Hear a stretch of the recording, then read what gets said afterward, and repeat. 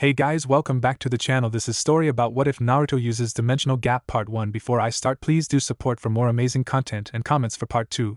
Do consider to subscribe my channel and share my video to your friends and check out the description as well. Let's start the video. One may often wonder how one achieves the position of godhood. What had one done to achieve the exalted position, and how much of their life was changed? This was the story about the so-called biblical God. How he came to be and how his deeds changed much of the world that once was. It was during a terrible war where our story began. Madara Uchiha, a mad megalomaniac, had planned to hypnotize the whole world via the power of the tailed beasts and the reflection of the moon. What the crazy long black-haired man had not expected was for Naruto's left eye to suddenly turn light purple with its associated ripple patterns, removing all traces of his original azure blue as Kurama, the Nine Tails, was pulled out of him. Bansho Tenin, Demetsu, was the first thing Naruto uttered after the appearance of the Rinnegan in his left eye. The force of attraction radiated from his hand was targeted at the chained nine-tailed beasts. The forces of attraction wrestled against the chakra chains binding the nine-tailed beasts, causing the nine creatures to let out a screech of pain as their bodies experienced an impromptu tug-of-war.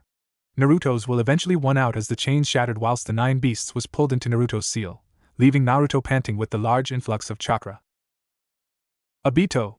Madara shouted, realizing that Obito had used Kamui to transfer his left Rinnegan to Naruto before Zetsu had taken over his body. Insolent brat! The madman further shrieked as his required left eye and chakra source for fueling his large-scale hypnotism was taken by Naruto. In a rush of rage, he dashed at the still panting Naruto, his hands going for the kill. He smiled as he felt the stream of red liquid flowing through his hand. However, his smile quickly faded as he realized that the blood flowing through his hand did not belong to Naruto. Naruto watched wide-eyed as Madara's hand thrusted through Sasuke's chest after the black-haired boy shoved the blonde out of harm's way before Madara made contact. As Sasuke! Naruto whimpered, feeling the wetness gathering in his eyes. Why? The blonde asked, seeing the deja vu reenactment of what had happened on the wave mission when Sasuke took Haku's needles for him. Why you're my best friend. I finally realized how wrong I've been and how right you always were. Sorry for everything. The black-haired boy gasped as blood made its way out of his mouth. Gee, get him, Naruto. Sasuke smiled as he uttered his final words before his eyes lost its light. Sasuke! Naruto shouted, as he futilely ordered his body to move towards the raven-haired boy, not noticing the shadow of Black Zetsu that appeared near him. The end seemed near as the abyssal black hand made its way closer and closer to the blonde's chest. Yet again, he was saved as a flash of pink pushed his static body out of harm's way, taking the fatal damage instead. SS Sakura! Naruto screamed as Black Zetsu's hand slowly drained away Sakura's life. Thank you for everything, Naruto. The pink-haired girl gave Naruto a soft smile as blood slowly seeped out her lips. Get him and I'll live on. She finished as her body became limp and was thrown away by Black Zetsu as he pulled his hand out of her chest. Sakura! Naruto howled as a knife-called pain tear through his heart. Tears flowed down his bereaved face. Sadness was replaced by anger and hatred towards the man who caused the loss of his loved ones. I'll kill you! I'll kill you! The blonde screamed as his body was finally movable. Kurama! He mentally shouted as the nine-tailed fox nodded. The two coalesced the tailed beast bomb that was shot at Madara, generating an earth-quaking force which smoke splurged out. Yet when the smoke cleared, Madara stood there with the Shinju, 10 tails, husk next to him, unharmed. Kill me, you say? Madara muttered. As long as I have this husk, all the chakra you used on me shall be rendered useless. You seem to think that I am out of option, but look around you. What do you see? Chakra. The largest gathering of chakra in a single place since the existence of the sage. You cannot stop me. Madara spoke as he weaved various hand seals. Black Zetsu, who stood next to Madara, suddenly slumped down. Naruto's eyes widened as he realized what Madara was thinking. He quickly spread his chakra to all the shinobis around to form a protective layer of chakra over their bodies. Your efforts are futile. The long-haired Uchiha stated blandly. It sadly seemed true, as even with the chakra of the nine beasts, he could feel his strength being sapped away at a rapid rate. His distress was channeled through the mental link, which was felt most clearly by Tsunade. Naruto, the medic, spoke through the mental link. Jiraiya once said that the true measure of a shinobi is not how he lives, but how he dies. I've always thought that the old pervert was overly senile and naive until I found you. I've lost much through the system and I couldn't bear the thought of losing you. Especially knowing that I would be at fault for preventing you in defeating that Uchiha bastard. Forgive this old granny who came to view you as a son she never have and for being unable to stand being a burden to you. Even if you can't save me, save this world, alright? She ended her speech as she sent her life energy through the link towards Naruto. Her body, without chakra, began to dissipate as ashes, floating away with the winds. Ba-chan! Naruto cried, his heart throbbed in pain as he lost another one of his precious people. Naruto-kun, I used to always cry and give up. I made many wrong turns, but you helped me find the right path. I always chased after you. I wanted to catch up to you. I wanted to walk beside you all the time. I just wanted to be with you. You changed me. Your smile is what saved me. That is why I am not afraid to die protecting you. Because I love you, Naruto-kun. With that, her energy was transferred to Naruto as her body disintegrates similarly to Tsunade. Hinata! Naruto wailed as tears streamed down his eyes. I think of you as a friend. I used to think friend was just another word, nothing more, nothing less. But when I met you, I realized what was important was the word's meaning. You were the one who taught me to deepen my bond with my people. Thanks to you, I was able to regain my true self. Naruto Uzumaki, knowing you, you will overcome this disaster and grow even stronger from it. Gaara uttered, his body fragmented into sands that he was always associated with. Gaara. Naruto, I may not have been the best father one could have, but you surely are the most amazing son any father could want. I'm really proud of you. Live on, son. Minato ushered as the chakra from his reincarnated body was given to Naruto along with Kurama's yang chakra. Dad. This is getting troublesome with everyone speaking too much. It's quite clear that everyone here wouldn't want to become fuel for that hypnotizing jutsu. Let's get this done so I could have my sleep. Shikamaru yawned, looking lazy even at the end as his body slowly shattered. Shikamaru! Stop! Enough! Everyone stop! Naruto helplessly cried, as life force after life force came rushing into him till all that remained on the battlefield was Naruto, Madara, and the body of the Shinju. His legs lost its strength as he saw the field of dust on the deserted plain. Futile. The madman muttered. They are not the only source of chakra for me. If I could not cast the world into eternal slumber, then I shall erase everything off it. He continued to weave more hand seals whilst Naruto only stared in shock as he felt the life forces of innocent creatures being drained towards by Madara. Sensei always said the forgiveness is the key to peace, but you're someone who I could never forgive. The blonde roared, though the Uchiha merely smirked. And what are you going to do about it, boy? Naruto! Kurama cried from inside the seal. Kurama? The other-tailed beast and I have finally thought of a way to defeat that wretched man. All you have to do is go into your sage-tailed beast mode and combine all our chakra with the chakra you received before using Bansho Tenin, Temetsu, to pull in Flask of the Shinju. Obito had already destroyed the Shinju's consciousness, so by pulling in the flash and combining it with our chakra, you'll surpass the old man, or even the Shinju itself. But that would kill all of you. I can't lose anyone anymore. Naruto. We've already decided. If you really want to do something for us, then do what you've always done, prove it to us with your actions. That's who you are. Kurama, Naruto nodded as he strengthened his resolve. A cross sign was formed on both his azure and purple irises as he once again uttered. Bansho Tenin, Demetsu, the force of attraction between both sides was felt through the land that significantly slumped as Naruto fought Madara over the control of the Shinju's husk. You cannot defeat me. I have the chakra of the world. Madara screamed as he pushed more of his power towards the Shinju, maintaining it in his grasp. The chakra you have are all from the unwilling. Someone like you should just disappear. The sudden surge of power allowed Naruto to successfully pull the husk of the Shinju, which immediately merged with his body.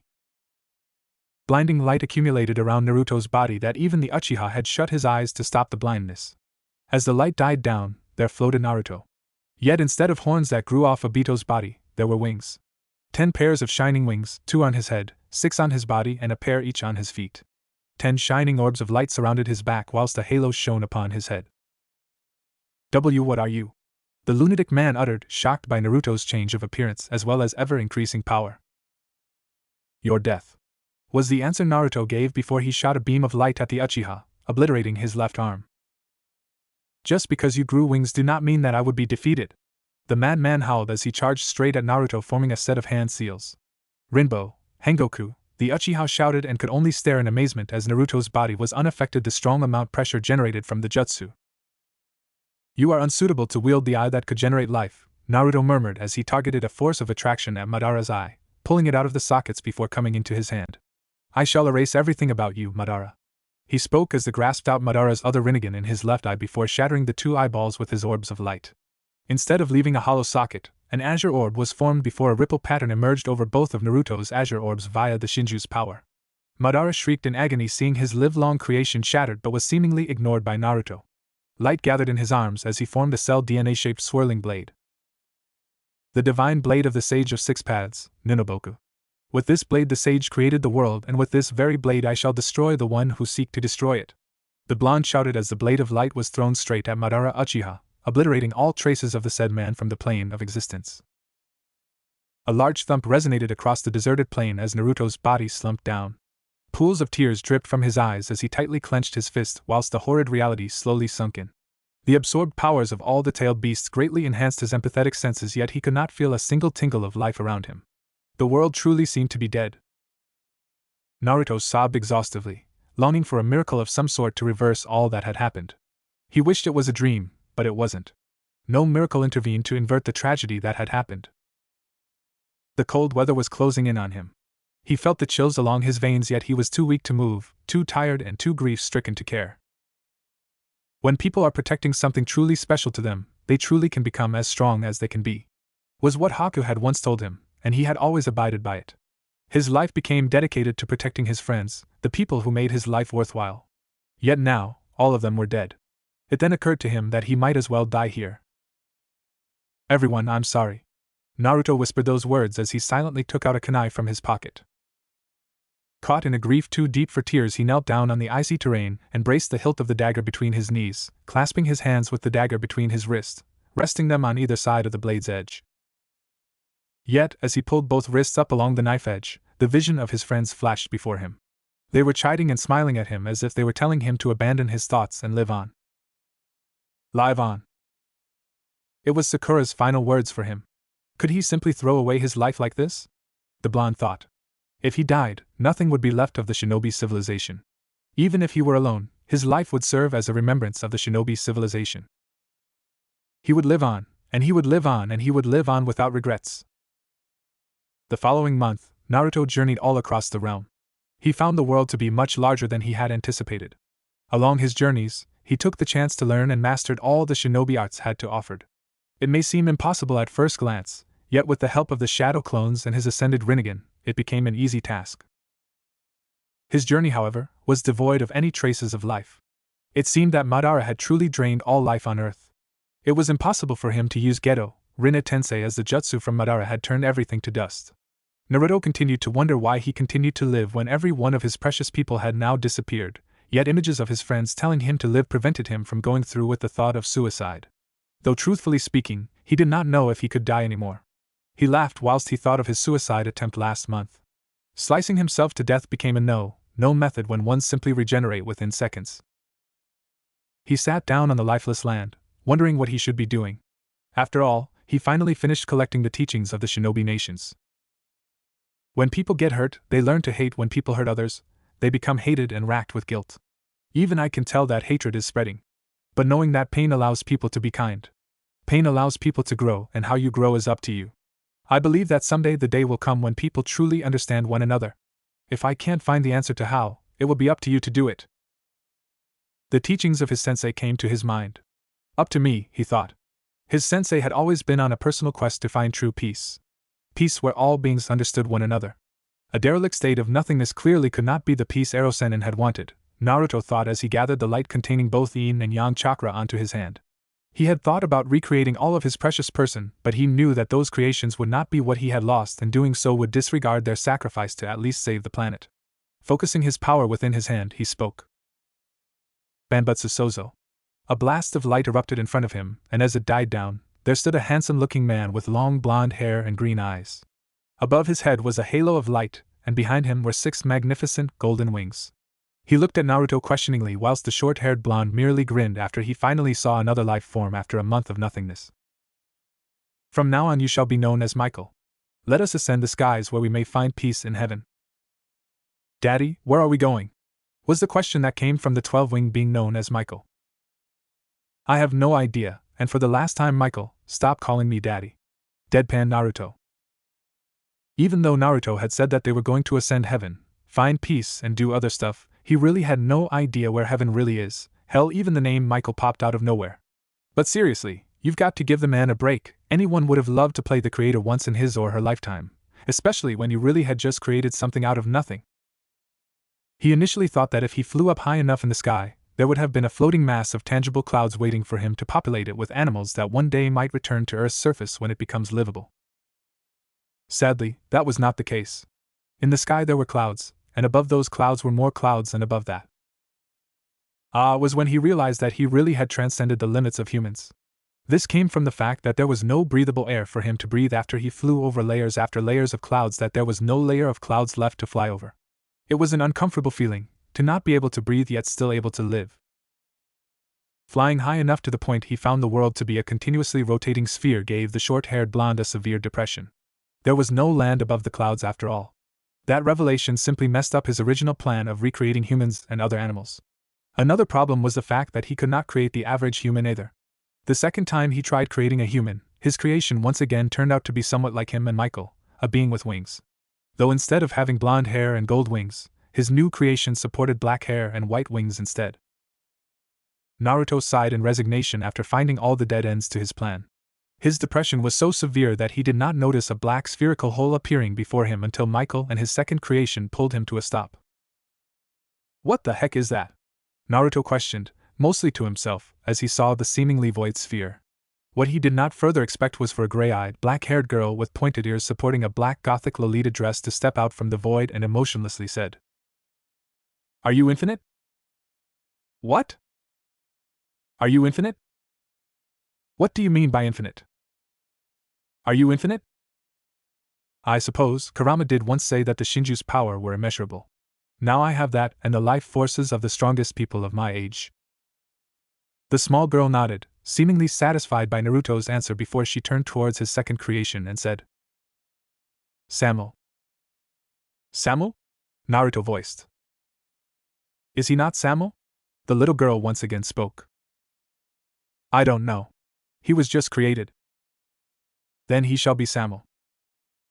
"Can I ask why?" "I saw it. I see the past, present, and glimpse of future for those in my race, and he will soon be a part of it." "Oh, okay." Naruto deadpanned but mentally relented with the name Samuel. He didn't have a better alternative anyway. "Who are you anyway?" The short-haired blonde finally spoke out his sentiments, which arise when the black-haired girl walked out of the void sphere. "I am Ophis." "If you don't mind me asking, why aren't you not dead?" "I am infinite, and I'm not from here," the girl emotionlessly replied as she pointed at the circular blob of void she came from. "Oh, so you're not from this spherical Earth?" The Lolita-like girl shook her head at Naruto's question. The blonde's eye widened, but he continued. "Then why are you here?" "You." "What?" "I sense the disruption in this dimension from your power. I had thought that only Great Red and I possesses this power, but apparently you do too." I suppose I got a lot stronger, but even with all this power I couldn't achieve me goal." Naruto spoke as he comically slumped. "And what might that be?" The girl cocked her head as she inquired. "Finding peace." "Is this not peace? If you get rid of those two, then you will have the peace of calmness and silence." Ophis mouthed as she pointed at Michael and Samuel, who quickly backed away to Naruto. "Actually, I was the only thing living here before I created those two." Ophis seemed unsurprised at the revelation as Naruto continued to speak. "Even though the state of nothingness could be described as peace for you, but it's not the same for me. Peace for me would be a time where there's harmony without conflict and violence. A time where everyone could understand one another, a world free of hate, a world where the cycle of hatred would be non-existent." The petite girl nodded but said, "We continue agreeing to disagree on the concept of peace. But if you want to repopulate Earth, can't you simply create life on Earth once more?" "I could, but somehow I couldn't create humans. Every attempt I took turned out like that," Naruto explained as he pointed towards his two creations that simply smiled apologetically. "And what's wrong with them? Other than the fact that they have wings and light above their head, they're way stronger than the humans that once lived here." She once again pointed at Michael and Samuel. "Well, that's the point. I just don't feel like I'm human anymore. In fact, I don't think I'm human anymore. Seriously, humans have to breathe and eat, yet I don't. I suppose I can if I want to, but it's not a necessity anymore." The same could be said about those two. My sensei wanted peace for humanity, and a world with only beings like me would not be a world where my sensei's dream would be realized. "I continue to question your thoughts." Humans are such fragile and useless creatures. Those creations of yours are simply much stronger than they are, but opinions differ from one another. I shall help if you promise not to disrupt the silence in my realm. Sure, Naruto immediately answered, grinning brightly as he finally found a way to bring back humanity. However, the doing repopulating this world would not be me, it is someone I know. His name is Prometheus. Okay, and when will we see the guy? Soon, but as he terraforms this world you must not be here. It's one of his requirements for creating life anyway, he's quite protective of his magical formula to form life. Ophis explained.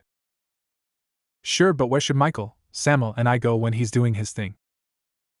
My dimension links 3 other planes of existence together. The one we're on and 2 other. One of that is a hollow dimension, you could stay there whilst Prometheus works. Great. Naruto grinned. Then let us leave. The girl emotionlessly said as 4 circular magical circles appeared beneath Ophis and the 3 winged beings. In a flash of light, the 4 of them disappeared from the derelict world. Naruto felt dizzy, body stuttered as he opened his eyes. In front of him was a large palace made out of marble. It was held by many marble columns carved in the shape of toga-wearing women, whilst its entablatures were magnificently decorated, giving the palace an immensely refined appearance. Michael and Samuel quickly came to help him stand properly, though he could feel that they were experiencing the headaches themselves. Daddy, are you all right? Michael inquired. Yep, and for the last time, Michael, stop calling me Daddy. Even Samuel doesn't. Naruto moaned as he calibrated his bearings. You seem to have dimension travel sickness. You'll get used to it after a while, Ophis stated as she walked up to the palace as Naruto and his creations followed. After a few knocks from Ophis at the overtly large door, it opened to reveal a white hallway decorated in gold leaves, depicting various fights between humans and monsters. The 4 journeyed to the end of the hallway where a large door was situated. With a wave from Ophis, the door opened, revealing a tan man, supporting a white gold toga inside. At the sight of Ophis and the power radiating from Naruto, he simply bowed. Great Ophis, what might you be here for? And who is this man? The tan man asked. He is Naruto. Naruto ended, sending back a bow towards the cloaked man. Is that your name? Ophis asked as she sent the short-haired blonde a questioning look. It is, I was wondering when you'll ask. He sarcastically deadpanned before he turned back to the toga-cloaked man, who gave him a smile. I'm Prometheus, delighted to make your acquaintance. However, before Naruto could say anything, Ophis cut him off. Prometheus, I want you to recreate humans in the realm where this man is from. Humans like the one I've first created in this dimension? Ophis nodded as Prometheus continued. Of course, you came at a rather good time as well, I suppose. I was trying to find a reason to avoid joining the war between my uncle, Kronos, and his children. You do have to take me there though, as I simply could not locate this world alone. Ophis nodded as 5 magic circles appeared beneath the 5 of them, and with a blinding flash of light, they traveled the dimension. Magnificent was the word that Prometheus uttered the moment he arrived on the land where the former elemental nations was located. This place is the ideal place for terraforming, the Titan exclaimed excitedly. His eyes seemed to shine as he scanned the derelict land. He turned towards the 4 of them before he said, If you will excuse me. Ophis nodded to the phrase before she opened up the void sphere she initially used to travel and started walking into it. Hey! Are you sure that we can go in there? Naruto spoke, voicing out both Michael and Samuel's sentiments about walking into the void. Ah, I forgot. You just have to cover yourself with your power, and you will be fine, she answered before she continued walking. Crazy witch. What if Naruto-sama got hurt? Samuel suddenly voiced, fearing for his creator's health. Ophis seemed unaffected by Samuel's outrage and simply, He'll be alright, but you too won't, she finished as she walked into the void, leaving one blanched-faced Samuel who was pulled by a chuckling Naruto along with Michael into the void. So this is where you live, huh? The blue-eyed blonde asked as he entered the dimensional gap. Ophis merely nodded at his question. Within the dimensional gap seemed to be an endless void, where in every direction there is a mix of iridescent color. Ophis, don't you feel lonely here? Naruto further asked, but Ophis did not reply and simply floated up as she signaled for them to follow. Are we there yet? Naruto asked, yet Ophis did not reply, prompting him to continue asking till even the normally emotionless Ophis seemed to sport a ticked mark. Michael, fearing that the girl might simply abandon them, tried finding topics for Naruto to talk about, but even that did not seem to stop the "are we there yet" that continued to pop up time after time.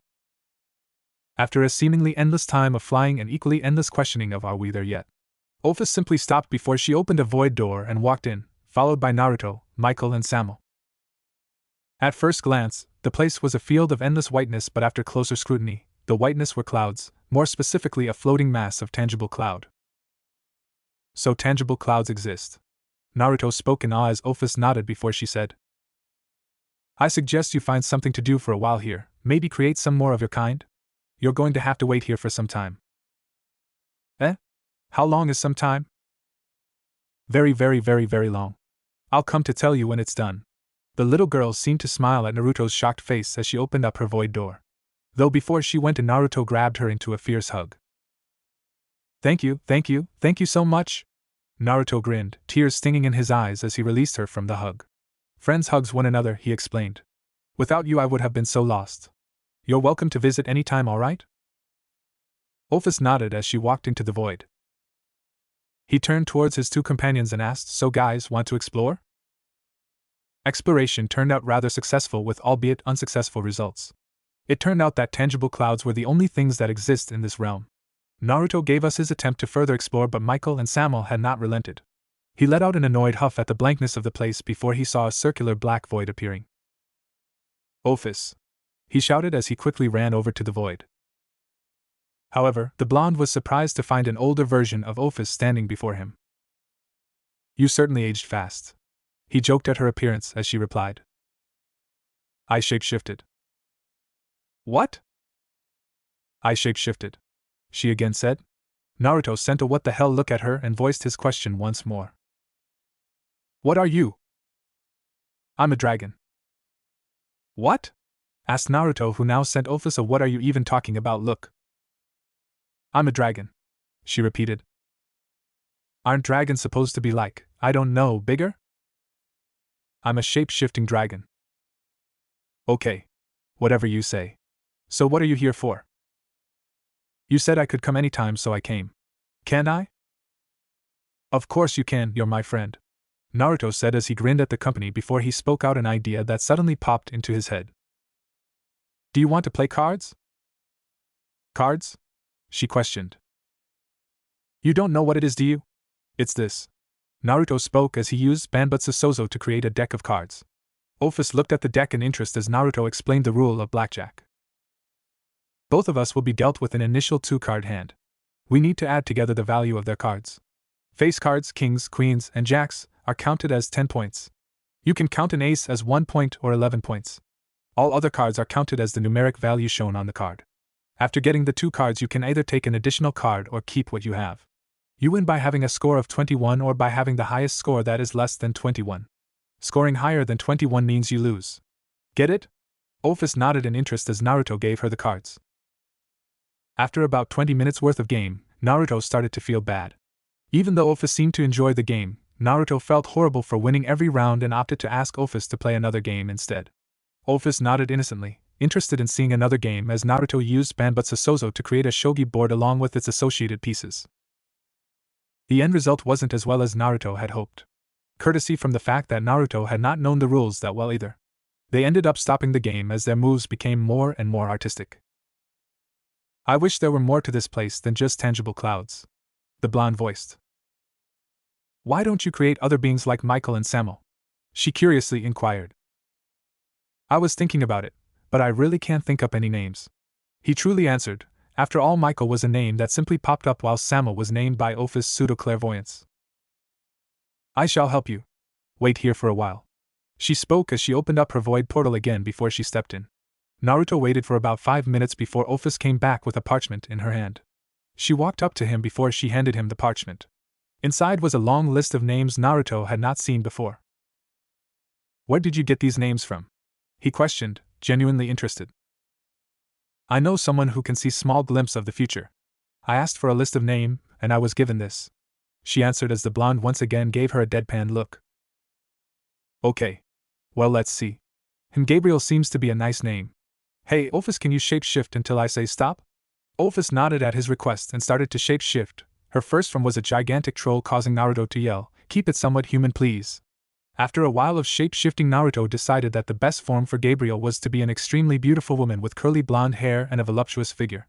He focused the power to his hand as he used Banbutsu Sozo to create her. Office watched wide-eyed as Naruto powers began to materialize a perfect copy of her present form. When the lights died down, there were two identical women. How was it? Interesting, Office stated as she changed to her long black-haired child form. Oh, your name is Gabriel, okay?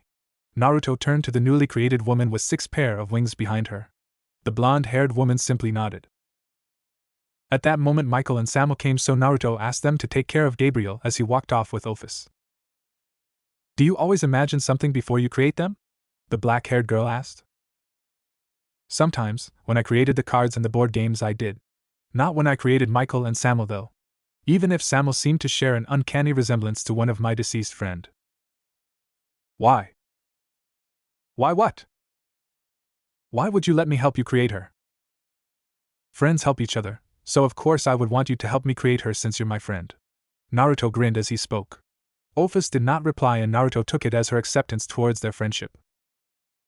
I want to play cards again, she suddenly spoke. Sure, don't blame me if you lose, the blonde replied with a grin, noticing a small smile adoring Office's face. After an hour or so of losing, Office abruptly said, I have to go, and started opening the void portal. As she started walking it, Naruto soft grabbed her wrist. Being alone is incredibly lonely. So you don't have to go, you know? Naruto spoke softly. Office merely nodded, but the void portal closed down. About 4 to 5 months had passed since Naruto started staying in the realm of tangible clouds. In the past months he created many more beings with wings that he named Uriel, Raphael, Metatron, Sandalphon, Regel, Raziel, Serial and Remiel. After the creation of Remiel, Office suggested for Naruto to add some aspects of the people he knows into his creation. She told him that doing so would help him move away from the past, as he doesn't have to keep all the memories to himself. He debated about doing so for some times and finally relented. Those creations were Azazel, Shemhazai, Barakiel, Armoros, Sahariel, Penemu and Tamil. In them were aspects he remembered about his godfather and sensei, Jiraiya, as well as many of his precious people.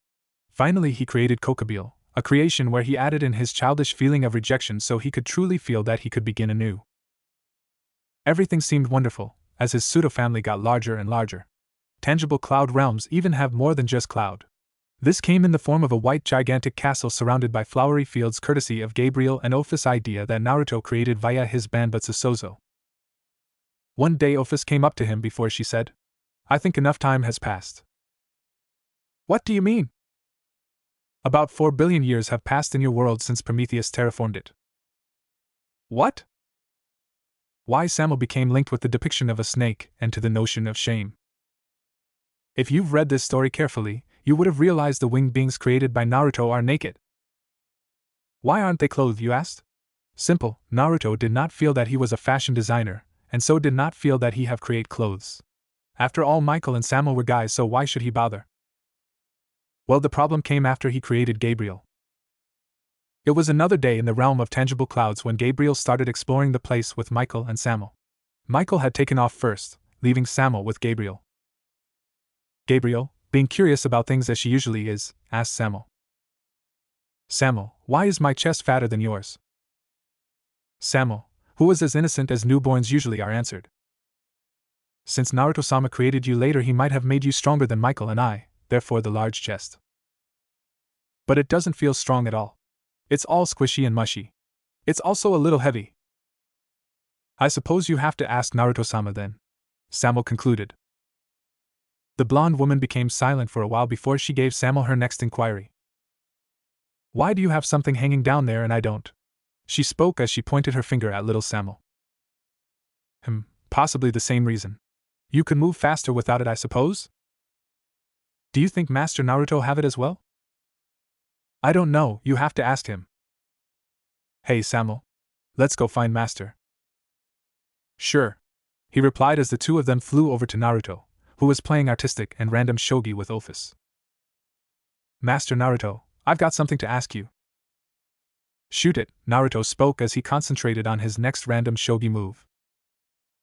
Why are my chests larger and more jiggly than Michael and Samuel? The blonde girl cheerfully asked. Naruto, shocked by the question, collapsed onto the shogi board, ending the game as Office concluded that she had won. What? He spoke hesitantly. Why are my chests larger and more jiggly than Michael and Samuel? She repeated. Because you are a girl and those two are guys? Naruto sarcastically answered. Oh, so those two have those snake-like things down their hips because they're guys? The short-haired blonde nodded at her question as she continued, do you have the snake-like things as well? Naruto continued to nod at her inquiry. Does that mean that Office-san does not have those snake things? Gabriel asked. Yes/no. Came the voice of both Naruto and Office in that order. So Office-san does have those snake-like things? Office nodded as Naruto deadpanned. Could you please show it to me? Gabriel asked. The petite black-haired girl nodded as she formed a black snake in her hand. The reptile moved towards Samuel before it slithered up his leg, moved to his torso and coiled over his manhood, causing a groan of pleasure to erupt from Samuel's lips. Ooh. It's the same size, cried Gabriel. I'm feeling all hot and bothered, what should I do? I could let it slither in you, pointed out Office emotionlessly as she uncoiled the snake from Samuel Jr. and let it slither towards Gabriel, who stared at it in excitement.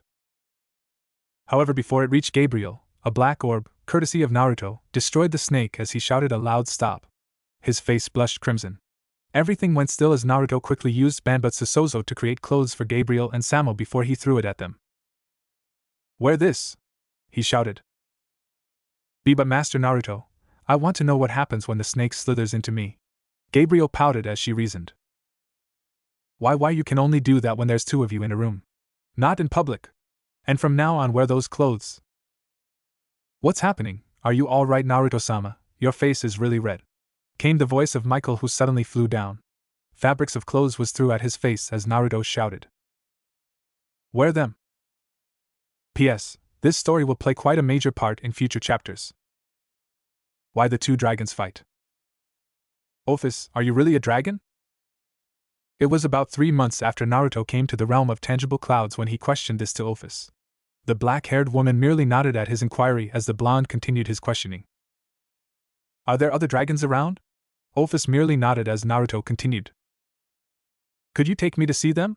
Again she nodded before she stood up and opened a void portal and signaled for the blonde to follow her. After stepping in the portal, the first thing he saw was a large congregation of greeneries. Damn, you've got to teach me how to make travel like that, Naruto muttered whilst Office nodded to his request. She continued walking further as Naruto silently followed her until they finally reached a large clearing in the forest. We wait. Office spoke as she sat down in the clearing, gesturing for Naruto to do the same. The word shogi came out from Office's lips whilst Naruto simply sighed and made a shogi board. After about 2 hours of playing random shogi, a sudden sound of cracking made way to Naruto's ear. The sky seemed to crack like shards of mirrors before 2 large western dragons made their way out of it. To Naruto's left was a large red dragon with green eyes, and to his right was a large white dragon with blue eyes. They both flew down to the large clearing as Naruto watched them in awe as he finally got to see a real dragon. Hey, Office, cried the red one. The black-haired woman did not seem to take notice of the greeting as she pointed towards the red dragon before she said, He drag. She then moved her finger towards the white dragon and spoke, He, Albion. Emotionless as ever, aren't you, Office? Drake and I just went to the land of the bats for our hunting. You should join us and see how I beat Drake to his target. Voiced the white dragon, Albion. HMMP, you can only beat me in your dreams. Retorted the Drake, but he seemed to be ignored by Albion. Bats? Questioned Naruto. So you might have not seen them. They are like you, but instead of those shining wings, they have black ones instead. Explained the red reptile. Okay, bat wings, weird huh? The blonde stated as he looked at Office, who was pointing her fingers at his wings. Point, said Naruto as he accepted his equally strange weirdness. Anyway, Office, why are you here? Asked the white one. The one in question merely looked at Naruto and spoke. He wanted to see dragons. Are you not a dragon as well? He did not believe that I am a dragon, retorted Office, as Naruto chuckled at her annoyed yet restrained face. And who might this guy be? Questioned the red one. He is Naruto, answered the infinite dragon. Oh ho, you are incredibly powerful. I am Drake, the third strongest dragon after the Apocalypse Dragon, Great Red and the Infinite Ouroboros, Office. And I am Albion, the third strongest dragon after Great Red, the Apocalypse Dragon, Office the Infinite Ouroboros. Is this where you got your infinite speech from?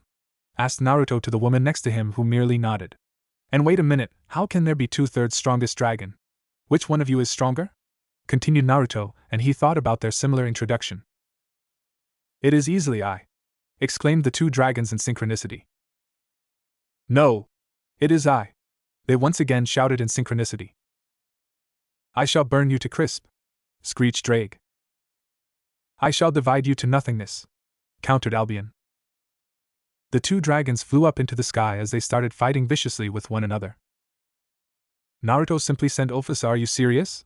Look, as she opened her void portal and pulled him in. "For billion years," repeated a shocked Naruto at Office's statement. The black-haired girl merely nodded as she explained. To create humans and other animals it requires time. Prometheus merely set off the process as we wait. Time flows differently in different dimensions, it flows faster in your original one than in this one. Does that mean that I could not return to this place anymore after going back? The blonde questioned. Office shook her head as she explained. You have enough power to force the time of this dimension to move in accordance to the time of your original dimension. Her answer greatly relieved Naruto, as he believed that humans might not take well to beings with wings, and this place could always be a haven for them if they were to be rejected. So how do I do that? As we travel through my home, you shall keep track of your magical essence in this dimension. When we arrive on your original realm, simply strengthen the track. By adding enough power to the track, you shall be able to link the time between the two dimensions as well as travel between them with ease. But won't that disturb your home? I did promise not to disturb your dimensional gap, Naruto questioned as Office turned away whilst she spoke. If it's for you, I shall tolerate. Thanks, Naruto said, sending her his trademarked grin. The blonde then telepathically called for his winged creations to group up. He told them about finally going back to his original realm, causing many to be filled with excitement. Michael and Samo stood by his side as he told Office that they were ready. The black-haired girl nodded as she opened a larger-than-normal portal which she and Naruto stepped in. They were soon followed by Naruto's winged creations. Blinding light flashed Naruto's eyes as he stepped out from the portal that emerged in his original realm. He followed Office's instruction and linked the time tracks between the two worlds, stabilizing the two dimensions with one another. The azure-eyed blonde spread his sensory and felt millions of life inhabiting the planet.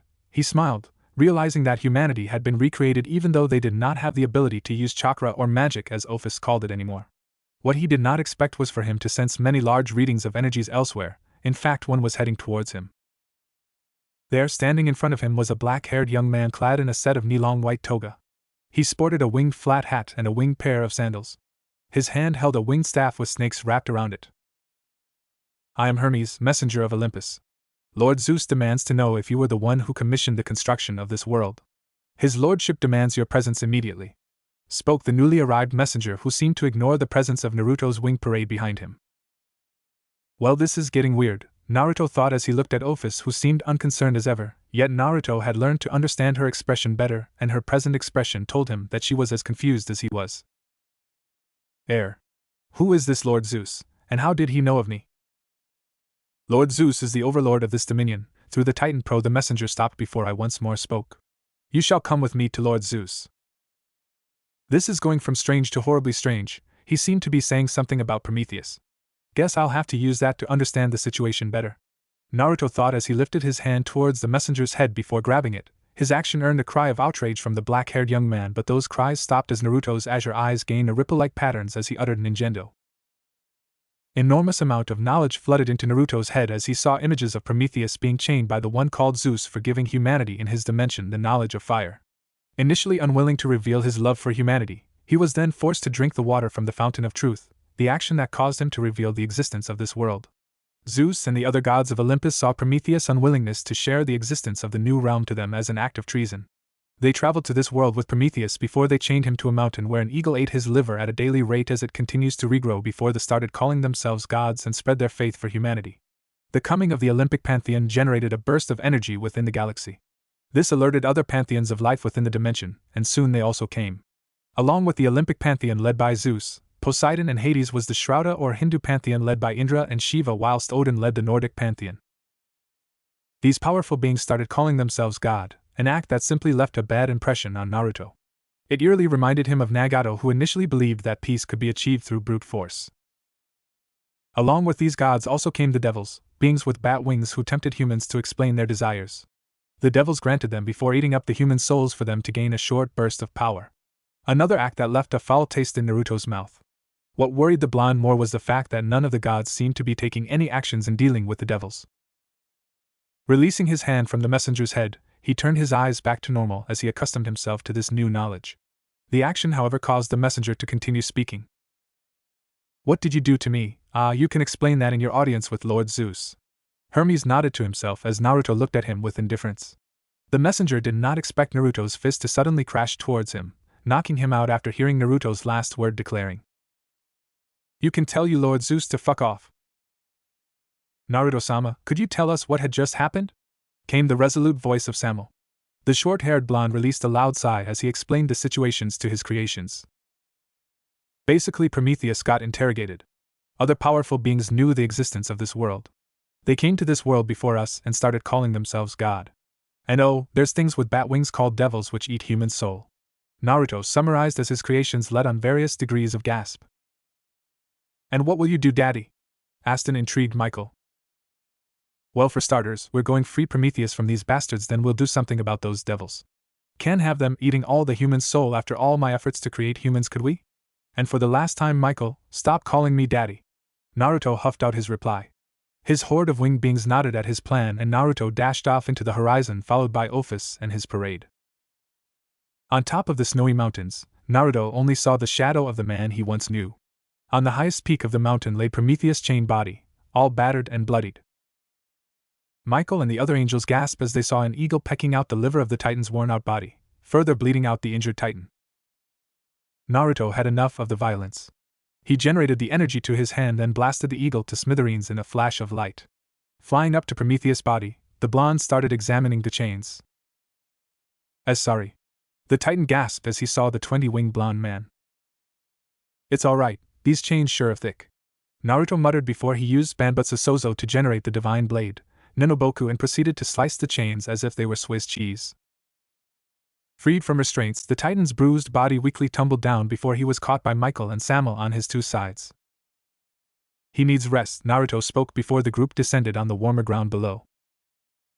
"Sorry." Prometheus once again gasped out after an hour rest. "It's really alright, I read the mind of Hermes. There was really nothing you could do. It's not your fault, Databao." "You do not understand, this is something that Hermes does not know," the Titan croaked out. "What do you mean?"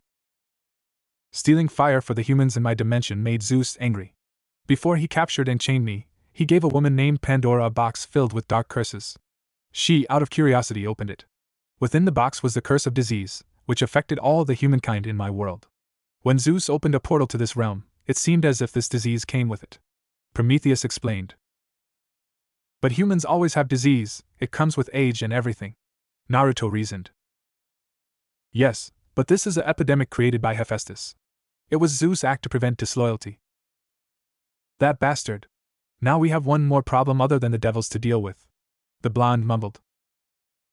"Devils?" "Yeah, beings with wings that eat human souls." "Oh, those. I take it that you simply read Hermes' memory." Naruto nodded at the Titan's inquiry as Prometheus continued.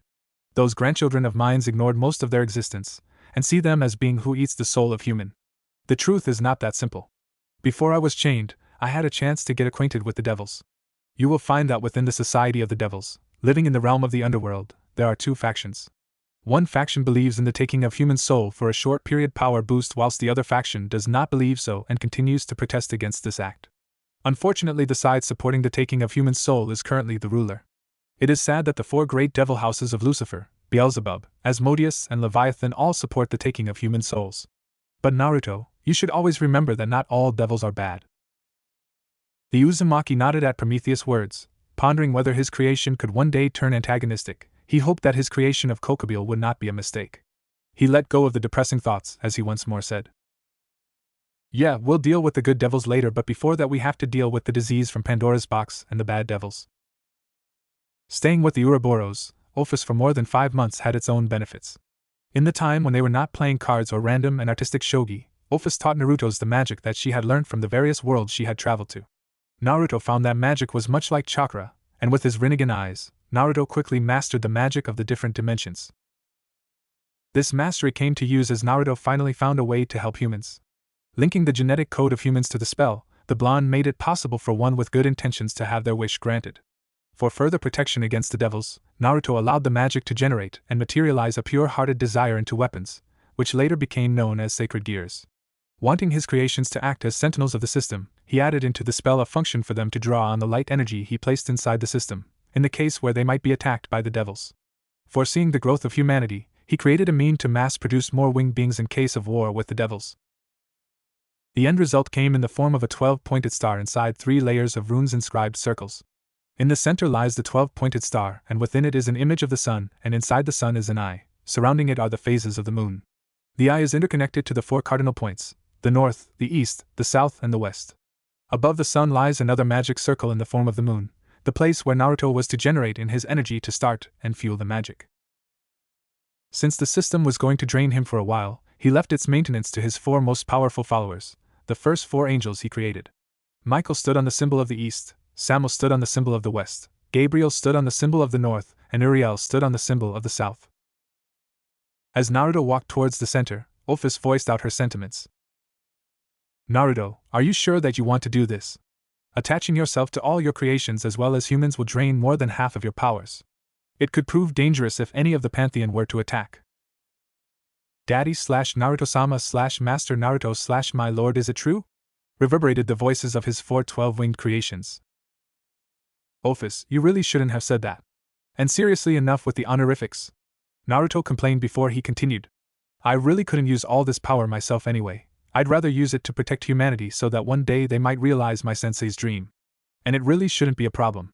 Most of the power levels I sensed wouldn't be a threat even with less than half of my original power. And if they really was a threat, you're going to help me, aren't you, Ophis? The blonde questioned his long-haired companion. She did not reply, but after a few seconds, she slowly nodded. Naruto, happy with her answer, sent her his trademark grin as he flew up to the magic plane hosting the symbol of the moon. Well, let's get started. He spoke before he channeled into the magic circle his massive energy reserve. The moon plane was soon called the Throne of Heaven, whilst the overall magic circle became known as the Heaven System. After the creation of the heavenly system, humans of Earth regained back much of their hopes.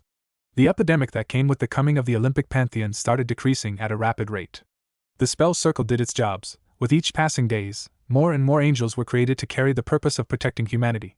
Humans' contact with devils lessened as the pure-willed humans were helped by the winged beings. These beings were soon labeled as angels after the term angelus or messengers, which flew down from the sky. Above the cloud where a ray of shining light continuously illuminated, courtesy of the magic circle, was soon labeled heaven. The heavenly system worked as expected and life was getting better for humans of Earth. Prometheus had left Naruto and journeyed back to his own dimension in order to solve the epidemic plaguing it, as the magic circle did not incorporate his dimension within it. Time continued to flow after the creation of the heaven system. The initial gigantic power drain in starting and fueling the system left Naruto in a coma-like state where he slept during and after the drain, whilst occasionally waking up. The running of the system was regulated by his first 4 creations as expected. In one of his wake after a long slumber, Azazel visited him. Azazel has always wondered about the system's manifestation of sacred gears. He had once asked his creator, Naruto, in order to achieve some understanding of it, but Naruto's reply was that he himself didn't fully understood the process as well. Naruto explained that the spell he used gave protection through the sacred gear, though he had no idea how it truly worked. The black and blonde hair angel requested Naruto's permission in exploring them, a request that his creator granted if subjects were not harmed in the process. Studying sacred gears was a rather an easy process. He simply had to fly down from the skies and visit one of the earthly inhabitants. Inhabitants that simply squeal in delight when they saw their heavenly messengers. He and his followers then simply put those crazy fans to sleep before they started analyzing the sacred gears, which earthlings contain. After finishing their research, he allowed them to wake before he bid farewell. Complication arose when followers of both sexes pleaded to go with him so that they could engage in sexual acts with the dashing messenger of heaven. Azazel, being Azazel, obliged to the demands of the busted and beautiful women whilst he sent the other, especially men, to sleep, as he did not indulge in such sexual acts like Uriel and Metatron, who he often saw snuggling. Placing a warming spell on his group, his busted and beautiful women, he instructed his subordinates to fly them up towards the tangible clouds before they shared delicious orgies, obviously with magical contraception placed on themselves. Months after months passed as Azazel and his subordinates vehemently continued their sacred and sexual gears research before Azazel finally created the first draft of his report on his hard work. It was for an artificial sacred gear called the Blazer Shining Aura Darkness Blade, a weapon to combat devils if they were to suddenly become hostile. However, it was clearly unfinished. Devising a method to fuse light with darkness seemed to be an impossible. Sighing in defeat, he decided he should ask Naruto for help when his creator woke up. Leaving the written draft on his desk, he walked into the bedroom of his complex where the willing girls are staying. "Ah, it's Azazel-sama, everyone!" squealed one of the women in the complex. All eyes were on him as the 10 females stampeded at him before they made a soaring jump at his body. Within seconds, all traces of clothing were off his body. "Well, ladies, no need to hurry, you don't want to indulge yourselves on this hard floor, do you?" The angel spoke as he felt the sucking of his fingers. Using his magic, he levitated the 10 girls as he walked up to his large bed. He lied down on his bed and spoke.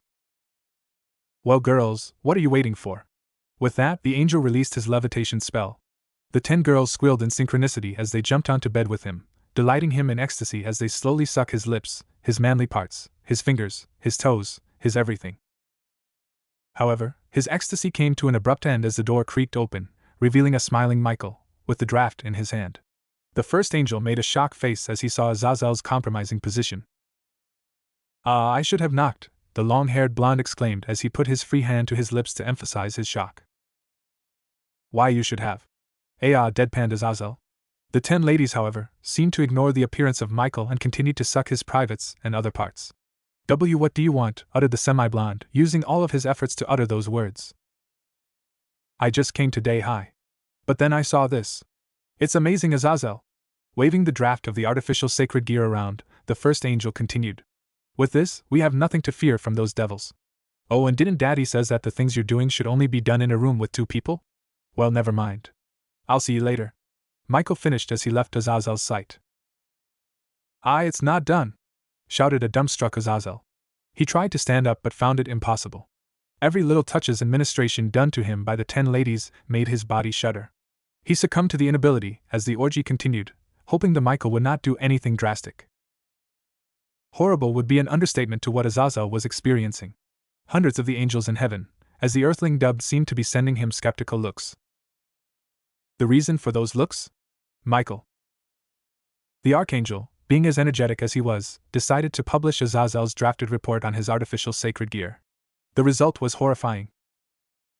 Immediately after the magical publication of his draft, Kokabeel, who seemed to have an undying hatred for devils, decided to create the Blazer Shining Aura Darkness Blade, and use them on the devil that he saw on Earth.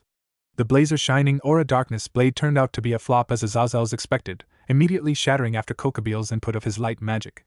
To make matters worse, the devil was a strong one and literally thrashed the 10-winged angel. Kokabeel, however, narrowly escaped death, flew back to heaven and started telling everyone how Azazel's project was simply a curtain to him to engage in sexual acts, a statement which was not entirely true, but it wasn't one that he could completely reject either. After all, he did enjoy his time with his horde of busted and beautiful women. What Azazel found hard to believe was that all of the commotion had occurred whilst he was engaging in his luscious orgies. Angels surely are efficient in what they do, he supposed. He felt shamed. He was a researcher by heart, and to see his research disgraced was humiliation in its highest form. Who was he blaming? Michael, obviously. If the energetic twit didn't suddenly pop in to say hi, he would have truly completed the artificial gear that would be fully appreciated by the denizens of heaven. While he knew that Michael did it with good intentions, he was man or angel man in rage and he needed something to blame. It did not help that Gabriel had now learned about his orgy sessions, which produced orgasmic results. She now took it as a mission to stop his orgies, claiming that Naruto had told her that sexual things should be done between 2 people, not between groups of people. He had learned about the story from Michael and he simply looked at Gabriel with a deadpan expression as she gave he the talk. Worst thing was that Naruto could not fix her misunderstanding. After all, he was still in deep sleep. Gabriel was not a happy angel after she learned of Azazel's unruly sexual acts. She remembered clearly the scene where Master Naruto had told her off for asking him whether it would be okay for the snakes to slither into her. Why you can only do that when there's 2 of you in a room. Not in public, was what Master Naruto clearly stated. Well, public clearly meant somewhere where there are more than 2 people, and Azazel being in a room filled with so many people was clearly public. He was going against what Naruto had said. Deciding that it was her duty to curb Azazel's naughty tendencies, she proceeded walking towards the great magical circle. On the plane where the Grand Magic Circle was placed, Gabriel saw Master Naruto asleep on the moon plane as power was continuously sapped out of him. After Naruto started the draining, Ophis left, claiming she would be back once he truly awakens. She wished that the draining process would be over soon so that she could ask him what action should be taken. Alas, it was not to be, and it was up to her to deal with Azazel. Moving into her circle labeled North, she felt herself being one with the great power of Naruto.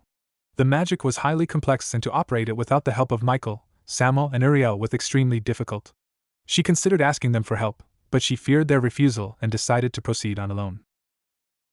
After continuous adjustment of her power, she found herself in tune with the great magic. Even so, she could not fully control the spell and could only place the command of punishment with more than 2, impure, and debauchery. Before she finished, she also tied punishment with betrayal. Ending the flow of her power towards the grand magic, she sighed in relief, happy that she had completed her personal mission. Tired from the excessive usage of magic, she fell asleep, not hearing the loud ah that resonated heaven. Azazel was pissed to say the least. He and his followers had been shamed by their research. Stumping off into the horizon, he supposed a party for the shamed ones would be suitable for such occasion. Calling on his followers/helpers/friends, Barakiel and Shemhazai, he instructed them to tell all their researchers to bring up all the willing women so that they could celebrate in being the shamed ones of heaven. Shemhazai looked at him with a blank expression, as if telling him to stop acting like a child. Azazel cared not, and Shemhazai finally relented. The celebration was held in Azazel's mansion that night. The ratio between earthlings and angels were about 10-1, pleasing Azazel. Earthling food was magically conjured as the celebration continued in vigor. It wasn't long after the start of the celebration that many earthlings and angels found themselves in compromising positions. 22 women surrounded Azazel. 10 were sucking and licking the fingers in his hand, the other 10 were doing the same thing to his feet. One was giving his manhood much ministration as the other thoroughly explored the cavern in his mouth with her tongue as he did the same to her. Around him were similar sights. Numerous men surrounded Penemu. 2 were fondling her breasts, 1 was exploring her lips, and another was doing the same to the as 4 others sucked on her hands. Azazel chuckled at the fun that his team of researchers were experiencing. He didn't expect the skies to suddenly darken and rain down bolts of lightning towards him and his followers. Ah! Was the sound heard when he regained consciousness. It was when he realized that they were falling down from the tangible clouds, literally. They were literally falling down but naked. The next thing he realized was that their formerly white wings were now in different shades of black, his being jet black. It was when he heard oops, it went in, from one of followers did he realize that the earthlings were not affected by the bolts, and now they were having sex whilst falling off the sky but naked. Using a spell to slow down the fall, Azazel supposed he could use the opportunity to research some flying sex. Naruto's eyes finally opened from his deep slumber. The last of the power drain was finally over, thank goodness. He could finally move around. He did not expect to be faced with a shamed-faced Gabriel who looked as if she was about to cry. Sensing the problem, Naruto asked, "Hey now, there's no need to cry, just tell me what's happening?" I tweaked the system a little and Azazel and his team fell out of the sea clouds. Their wings became black and they couldn't stand on it anymore. She confessed tear-faced. Her confession was faced awkward silence before Naruto asked a confused what? Naruto's journey to the ground of earth was interesting to say the least after his incredibly long sleep. The warm sun revealed the overabundance of the green and lush trees. He could see and smell the scent of various vibrant wild flowers surrounding him as he landed on the ground and vanished his wings. He wished that he could enjoy the sceneries more, albeit that was not the case. To say that he was shocked by what Gabriel had done would be an understatement. Naruto remembered his mouth opening and closing continuously after he heard the news as if he was some kind of distorted goldfish. Was he angry with her? No, not really. After all, the falling of Azazel and his friends were caused by the complexities of the magic circle rather than Gabriel's intent. All she did was add in another set of commands and let the magic took its own course. And to be honest, her sentiments were created by his shock when Ophis offered to slither her snake into Gabriel's hidden cavern. Though what she did caused his current problem. Naruto sighed loudly as he walked towards the constructions inhabited by the angels who fell. At the sight of him, all the black-winged beings went on their knees, adding to his view that the only thing that had changed about them was their wings and their loss of the halo. "Hey, sorry for what had happened, but can one of you take me to Azazel?" The blonde creator mouthed as one of the fallen respectfully nodded and signaled for him to follow. The blonde was led to a beautiful ivory pavilion, which he suspected Azazel to have created using his magic. Outside, he could hear the sound of laughter drifting from the architecture. Inside was what he suspected. Azazel and Shemhazai were engaged in a joyful conversation, sipping alcoholic beverages as they were massaged by a group of women. They bowed in their seats to show their respects as Naruto walked towards them, smiling awkwardly. "Sorry about what happened, guys." Azazel waved him off, as if it did really matter. "You shouldn't be. Uriel came down to find us before you woke and explained the situation to us. I suppose it's not Gabriel's fault either, she just misinterpreted your meaning of nakedness. Though I should thank her for letting me know the literal meaning of love in the air. And let me tell you that it was awesome." Azazel laughed whilst Naruto blushed crimson, mumbling how his creation could be so perverted. "I could turn your wings white and get you guys back to heaven, as they're now calling it, if you want," Naruto offered as he continued. "Though you can't have your orgies anymore unless you want to have more of your flying sex." The black blonde-haired fallen angel made a thoughtful look as he summarized the situation. "So you're saying that you could take us all back to heaven, but you can't completely remove the command that Gabriel put into the circle?" Naruto went silent before he replied. "Well, I could, but that would mean absorbing all the magic to create the circle back into myself, and redo the whole process again." Azazel looked thoughtful for a while. The room was covered in awkward silence before the fallen angel sent Naruto a wide smile. "Thanks for the offer, Naruto, but we're really fine here. I prefer to have you awake, and I can't imagine what life would be without these beautiful girls and their amazing skills. Besides, black is the new white." "Well, it was to be expected, but at least I tried." Naruto chuckled at Azazel's answer. It was to be expected, really. After all, someone created from Naruto's memory of Jiraiya couldn't last a lifetime without orgies. "You can take anyone who wanted to return back, though," Azazel offered, and Naruto nodded in acceptance. "I was surprised to see Kokubile fall, though. He didn't strike me as someone who was interested in sexual affairs," Naruto stated. Azazel merely laughed his questioning of and replied, "Everyone has an interest in sexual affairs. I'm sure that you still have some libido even if you don't really show it. I didn't see Kokubile at the party before we fell, but I suppose he might literally be in the bush somewhere then." The blonde creator snorted at Azazel's overtly simple explanation. He really can't imagine Kokubile immersed in sexual act, but if Azazel think that he could, he wouldn't argue. He was immensely grateful for Azazel's laid-back and understanding attitude. If the whole system were to be remade, it would rob the humans of their newfound divine protection, and it would take longer for the system to once again be put in place. Letting out a sigh of relief, he stood up and mentally messaged the populace of the Fallens about their situation. "Thank you for understanding. I guess I'll see you soon," Naruto said as he sent a wave towards Azazel and Shemhazai and proceeded to exit the pavilion. As expected, of the hundreds who fell, only 3 stood before him. Unexpectedly, Kokubile wasn't one of the 3. He thought that Kokubile would prefer to be back in heaven, but he was apparently wrong. However, he did deadpan at the perverseness of the fallen angels who were happy with their current situation. But who was he to judge? He was their creator after all. Naruto covered the 3 fallen angels with magic circles before he released his spell. Light exploded from the bodies of the 3 fallen, momentarily blinding everyone who were watching the process. As the light died down, the 3 fallen angels retained their white wings and halos. The blonde smiled at his success whilst the other fallen angels stared at him in awe. The light show seemed to have caught the interest of Azazel and Shemhazai as the 2 walked out of the pavilion to view the commotion. Turning his sight towards Azazel, he threw a crystal shard at the fallen angel. "I nearly forgot to give you this. It's a way to contact me if there's any problem. All you have to do is add in your magic to the crystal."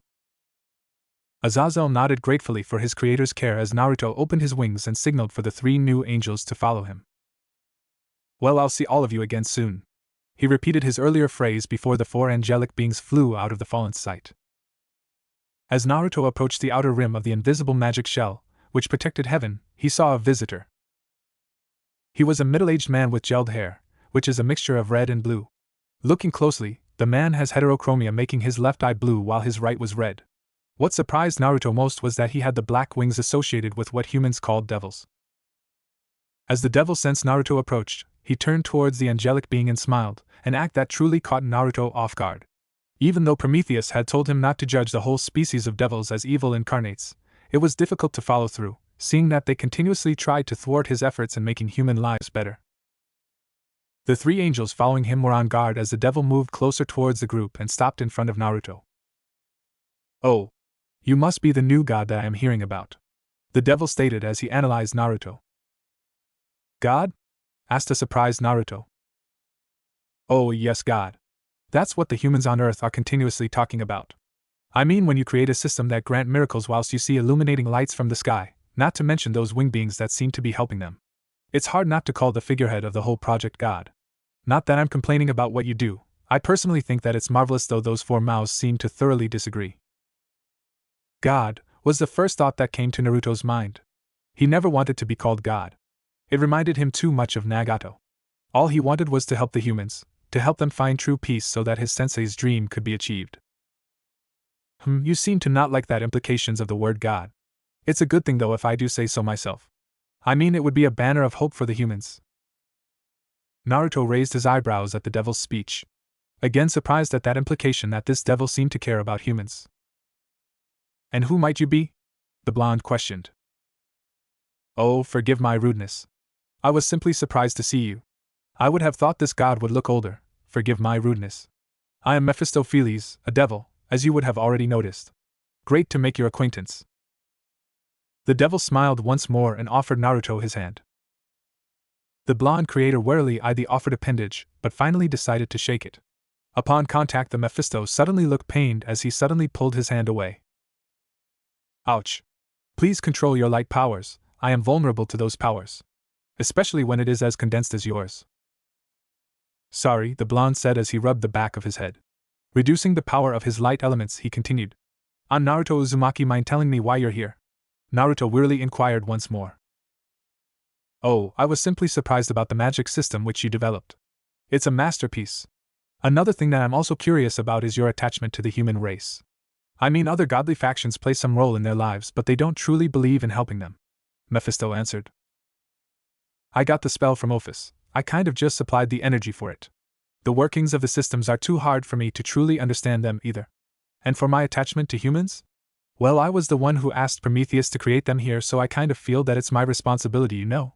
And I want them to all live a happy and peaceful life, so of course I'll help them. Though I'm very curious about you. I thought devils make unfair contacts with humans, taking their souls for granting their wish or something. Mephisto's face revealed an element of surprise. How could he not? It was new information for him. After all, only the Greek faction knew the fact that Naruto commissioned this world. Not only this, the blonde seemed to have a friendly relationship with the Infinite One. Knowing this, his interest in the blonde simply skyrocketed. You are sorely mistaken. Some of us believe in the making of those unfair contracts. Well, I suppose it's the majority of us, seeing that the four mouths believe so. I personally don't. True, the taking of souls does increase our powers, but it's only for a little while. I personally am curious about the human race as a whole and would not want to hurt them in any way. Mephisto's speech put him up a notch in Naruto's books. But his speech still wasn't really telling Naruto why he was here. And you're only here because of your interest in the heaven system and your interest in our kind? No. I'm here to have a little talk with you. I talk of magic, I suppose, a magic which can be given to humans. Well, that was something of interest to Naruto. Turning to his three followers, he told them to go back as he'd deal with Mephisto. They complained but reluctantly followed his orders.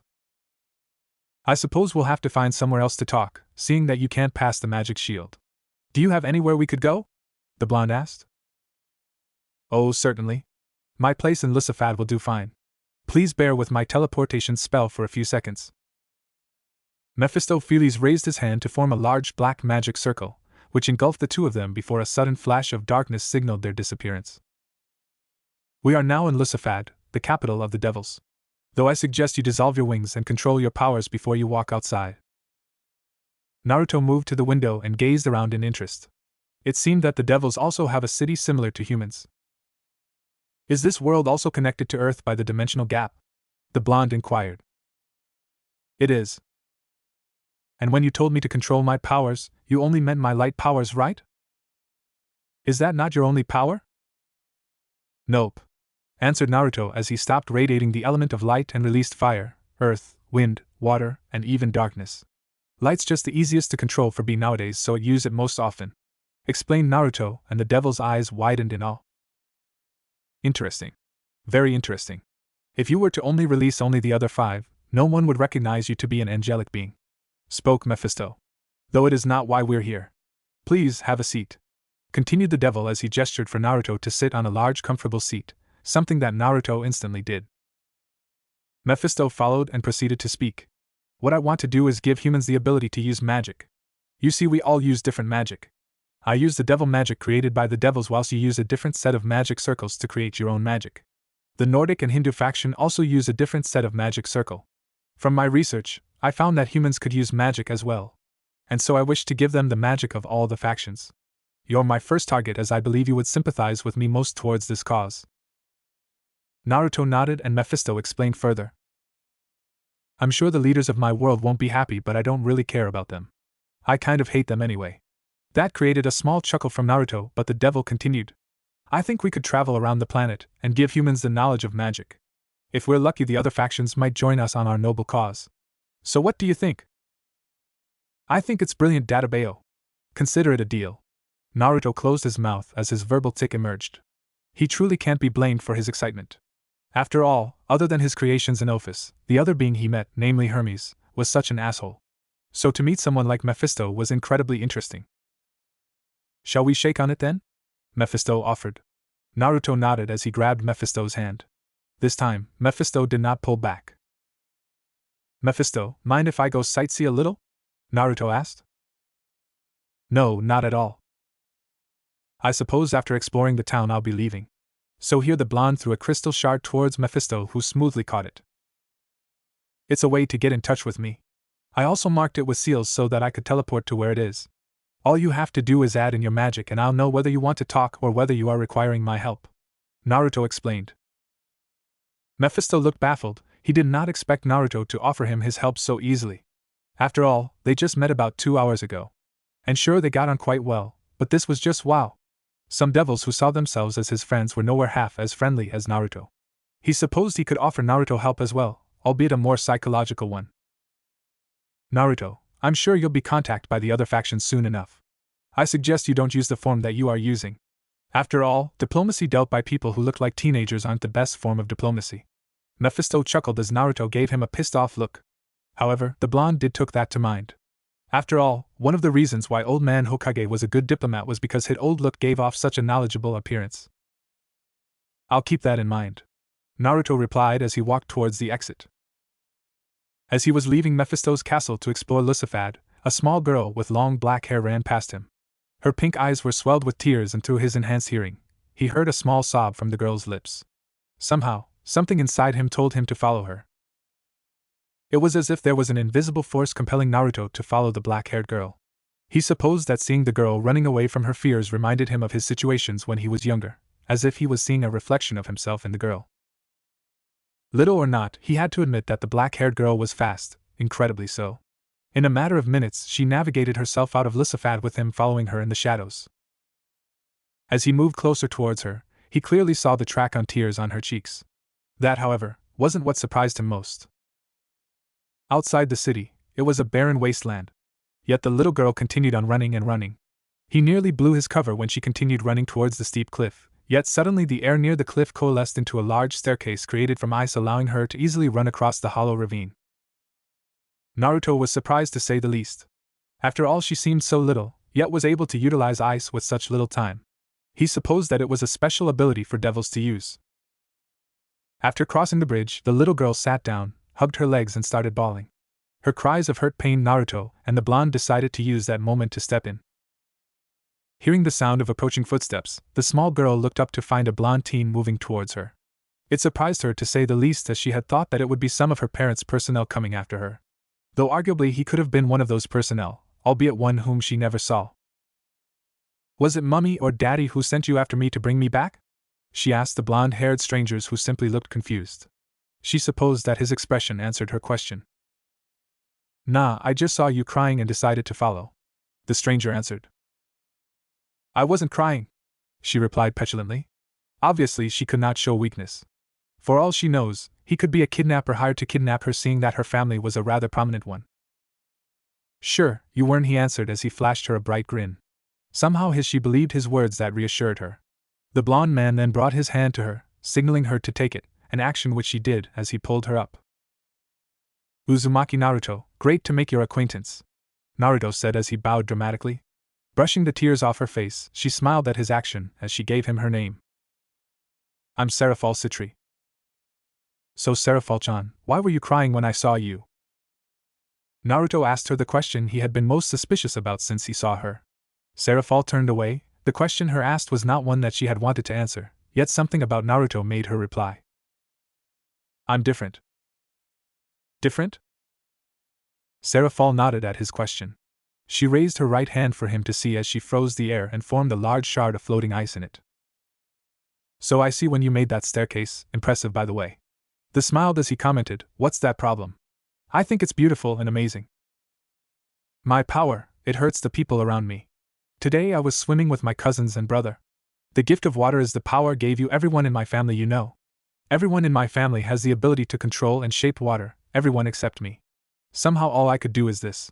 The black-haired girl explained as she looked at the ice shard floating in her hand.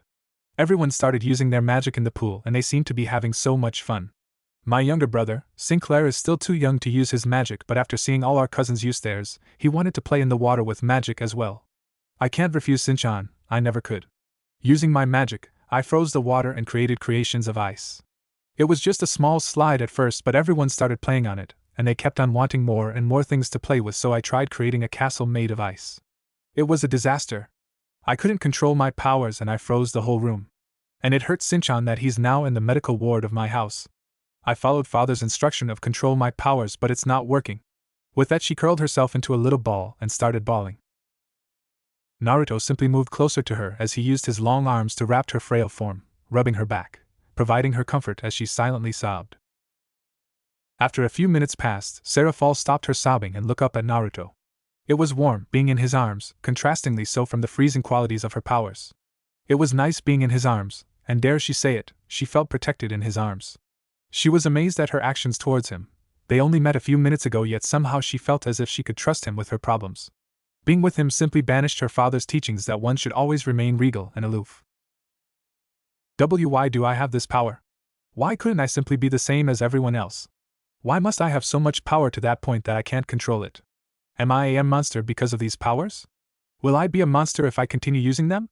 She sniffled as she asked him the questions that had plagued her life, the questions which continuously clouded her thoughts in her sleepless nights.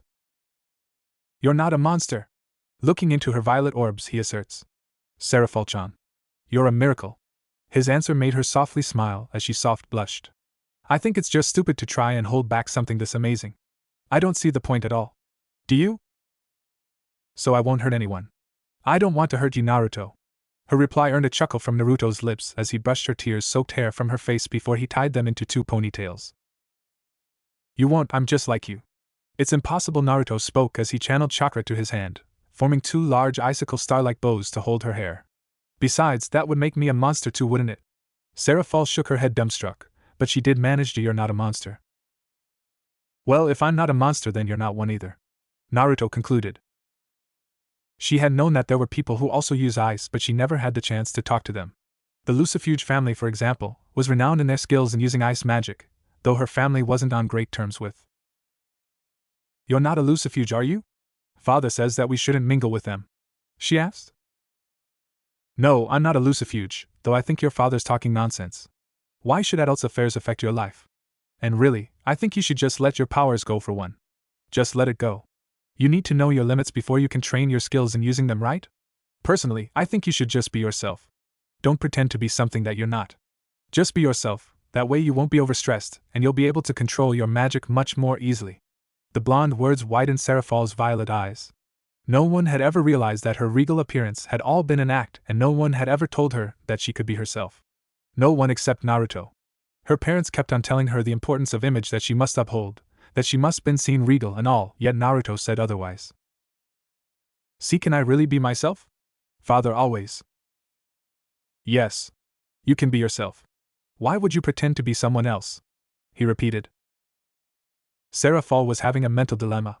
True, her parents emphasize that image and postures are important, but they never say that she shouldn't be herself, though she felt that there has always been an implication towards the latter. Yet Naruto told her that she should fully embrace her personality, that doing so would allow her magic to be more controlled. He was a stranger that she had just met, yet she felt that she could trust him with her life. With that decision, she made up her mind. Nodding to him, she answered, Okay, from this day onwards, I shall be 100% me. Naruto certainly thought that she mentally recovered fast, though that was a good thing. Elsewhere, the entire Citri family shuddered. Naruto, will you be my friend? Aren't we already? The blonde said as he grinned at her. His answer seemed to have satisfied her, as her tired body fell limp on his as she fell asleep on Naruto's lap. Chuckling at her actions, he decided a rest would be nice, and let sleep claim him as well. Naruto woke to a rather large dose of cold ice in his face. Standing in front of him was a rather worried Seraphol. Naruto! You said that I'm not a monster, but I did hurt Shinchan. What if she thinks that I'm a monster? She exclaimed. He decided that even though there were stars in her sentence, she was rather distressed. He won't, he assured. But you don't know. Well, should we go see? She nodded at his proposal as he continued. Can you fly? She shook her head. I'm too young, my wings aren't strong enough. That's okay as well, he spoke. Walking to her, he lifted her small form and placed them onto his shoulders. Adjusting his light power to the minimum so that he won't hurt her, he opened a pair of his wings and took flight. Wow! They're beautiful. You're not a devil, aren't you? If you're asking whether or not I have those black bat wings, then no, I'm not a devil. People call us angels, but I don't really know what we are, to be honest. I'm just here to see a friend. Traveling at a rapid pace, they soon arrived back in Lysifad. Using concealment magic on himself to avoid suspicion, he turned to Seraphol as he asked her for direction. She pointed towards a large mansion, which he quickly flew down to.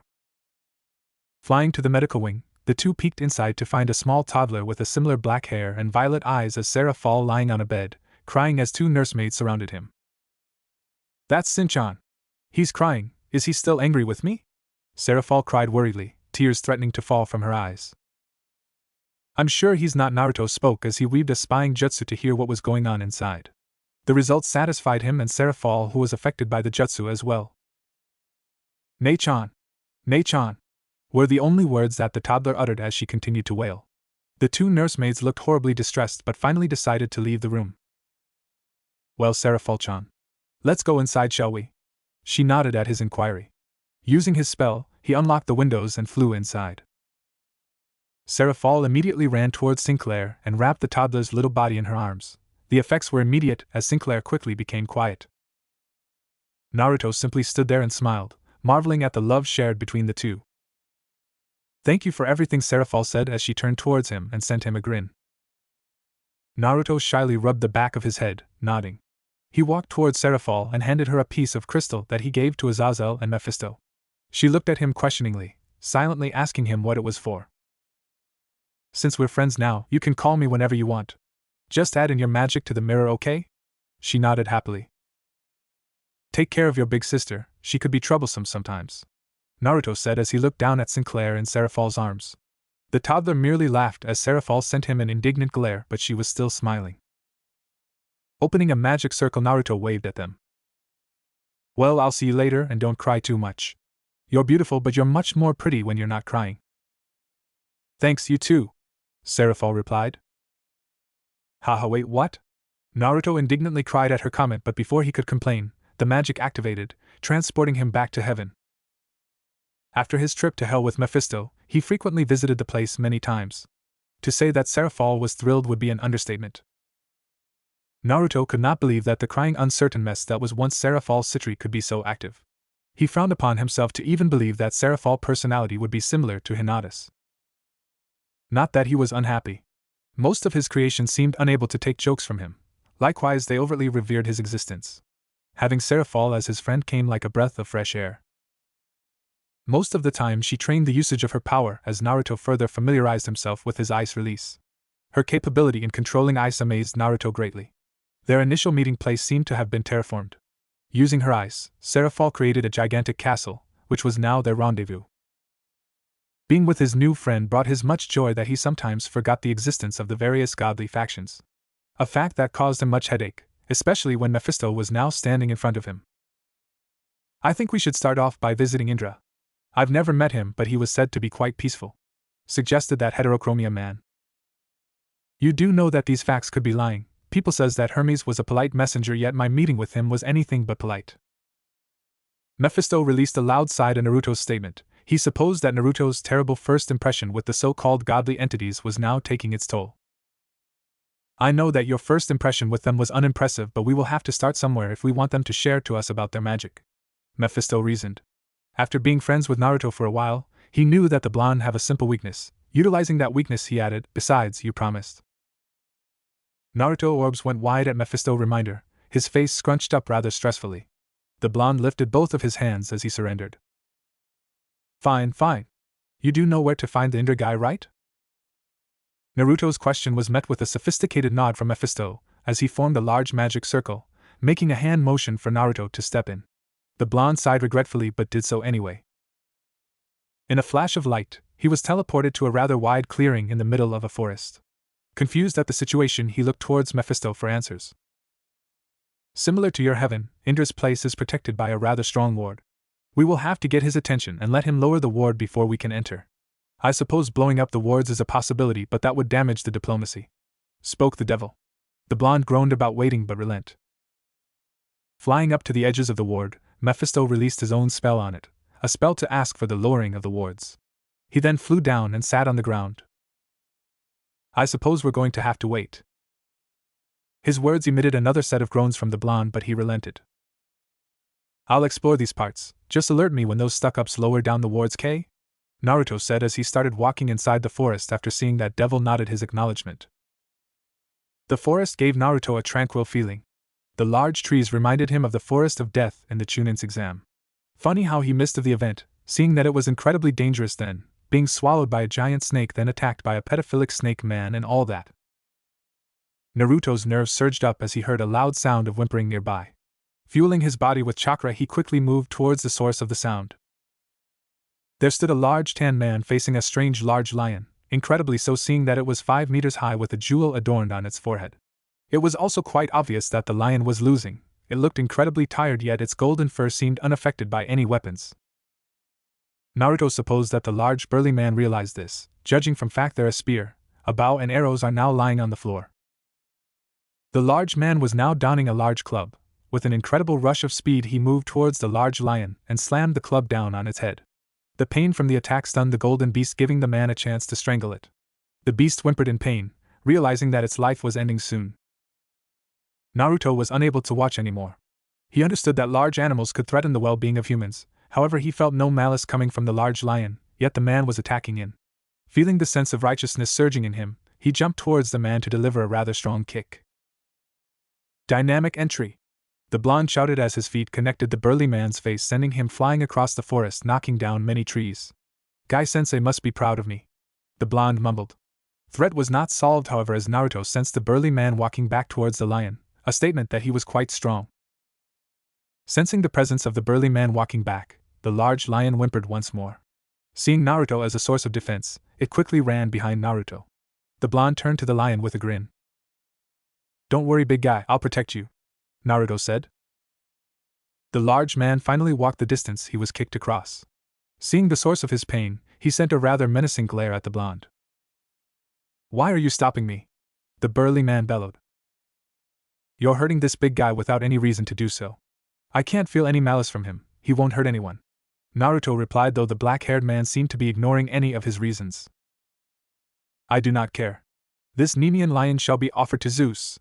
And I, as his son, Heracles, will have the honor of killing this large beast," the man bellowed once more. Well shit though, Naruto. Why was his life so difficult? The name Zeus already set his blood boiling from what this Zeus guy had done to Prometheus. Now his son was going to kill a cuddly animal just to offer it for this Zeus guy. The fact that this Zeus is breeding with Prometheus' creation was already weird in Naruto's opinion. "I won't let you." Naruto growled his ultimatum. "You can't just go around hurting animals like that. You cannot stop me. I am Heracles, son of Zeus, the strongest man in the war." His speech was disrupted as Naruto decided he couldn't take any more bullshit from his burly Heracles guy who seemed to be as much of a bastard as Zeus, and decided to treat him to another high jump kick, sending his body flying through the forest once more. The large lion looked at Naruto's in amazement. It moved closer to the blonde as it purred in excitement. Seeing Naruto as an ally, the large lion licked his adoration, emitting a series of laughs from the blonde. The problem, however, was remained unresolved as Heracles walked out of the clearing once more, bruise cowering his body, eyes emitting rage. "That lion shall be mine," the bulky man proclaimed. Raising his large club, he ran towards Naruto shouting, A human like you cannot defeat me. In all honesty, Naruto grew quite tired of the man's resilience to harm a cute and cuddly animal. He gave 2 warnings with his rather soft kicks already, he supposed. Flaring his power, 10 brightly shining wings emerged from his back as his azure eyes gained a ripple pattern. Slowing, raising his arms as Heracles drew near, he whispered, "Shinra Tensei." Heracles shocked to see 10 pair of wings forming behind the blonde's back. He was further surprised that his large club did not reach the blonde boy. It was supposed to crush him to mush, yet somehow as the club descended, a sudden repulsive force was emitted from the blonde, strongly pushing him away. All his sense crumbled as his head was knocked into a nearby mountain, knocking him out. Seeing the threat dealt with, Naruto vanished his wings and rippled eyes as he turned back to the lion. "You're safe now, I suppose I'll have to get going.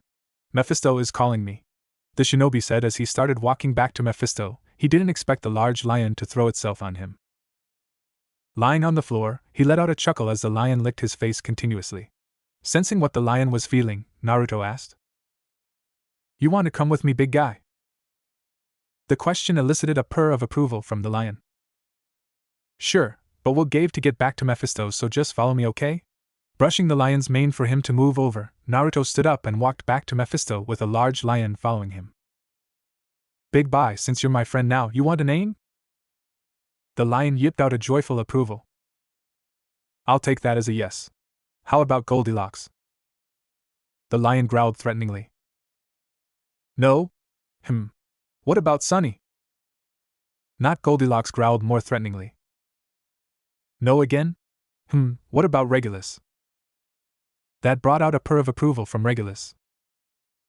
"Well, you brought a rather big friend over," was Mephisto's first reaction to seeing the large lion. "Yeah, this is Regulus. I helped him earlier, and he decided to follow me. Could you believe it? This big guy called Heracles wanted to kill him as offering for this Zeus guy," Naruto complained. Mephisto's face scrunched up at the mention of Zeus. Releasing another sigh, he said, "Naruto, you do realize that if Zeus realized that you stopped his son from offering him the lion, our talks with the Greco-Roman factions would be quite difficult. Especially after you knocked his son out after knocking his messenger out." Naruto blanched at the reminder. It wasn't as if he wanted to antagonize any factions, it's just that they were so bastardly. "He won't know about this anyway. His son didn't seem to me as a crybaby. Anyway, we'll deal with Zeus later. You called me?" "Yes, Indra had decided to greet us. He should be coming down about now." The clouds above the ninja and devil opened as a rather weird-looking man flew down towards them. The weird man donned a buzzcut style. Around his body were various kind of jewelries, from gold to topaz to amethyst to sapphire. The gemstones all over his body seemed to be so much lights that Naruto's eyes hurt. Even his large lion friend turned around from the bling. "That is Indra." "Ah, Naruto, this is Indra. Indra, this is Naruto." "It's Lord Indra to you," the bling man retorted haughtily. Sure, Indra. Mephisto here wants to know if you want to share your magic with us so we can spread it for the humans around the world." Naruto's words seemed to further seethe Indra as his face turned the shade of a burnt tomato. "Never," Indra spat. "Especially with you. You must be what the humans are starting to call God. And the place where those winged beings resides must be your place as well. The nerve to call it heaven. There is only one heaven, and that's my Svarloga." The Hindu god further ranted. The blonde grew quite tired of Indra's useless ranting and started picking his ears as if to ignore the continuing sound from Indra's mouth. Mephisto face-palmed at seeing the disastrous diplomacy. "So?" Naruto spoke after Indra finally ended his rant. "So I shall not help. I'm sure you think that you are powerful, and you are, I suppose, but this is heresy. How dare you call yourself God and claim the word heaven from us? There is only one true heaven, and that is Svarloga." Indra continued his rant, ignoring the blonde protest, saying, "I did not call myself God, I did not call my place heaven, and the humans wanted to call it themselves. I had nothing to do with it." "Are you done?" the shinobi asked after Indra ended another of his long rants. "I am. I hate you. Besides, you look like a kid." Indra stomped his feet like a mental teenager before he flew back to his place, leaving a rather annoyed Naruto with a depressed Mephisto. "Is he serious?" asked the blonde.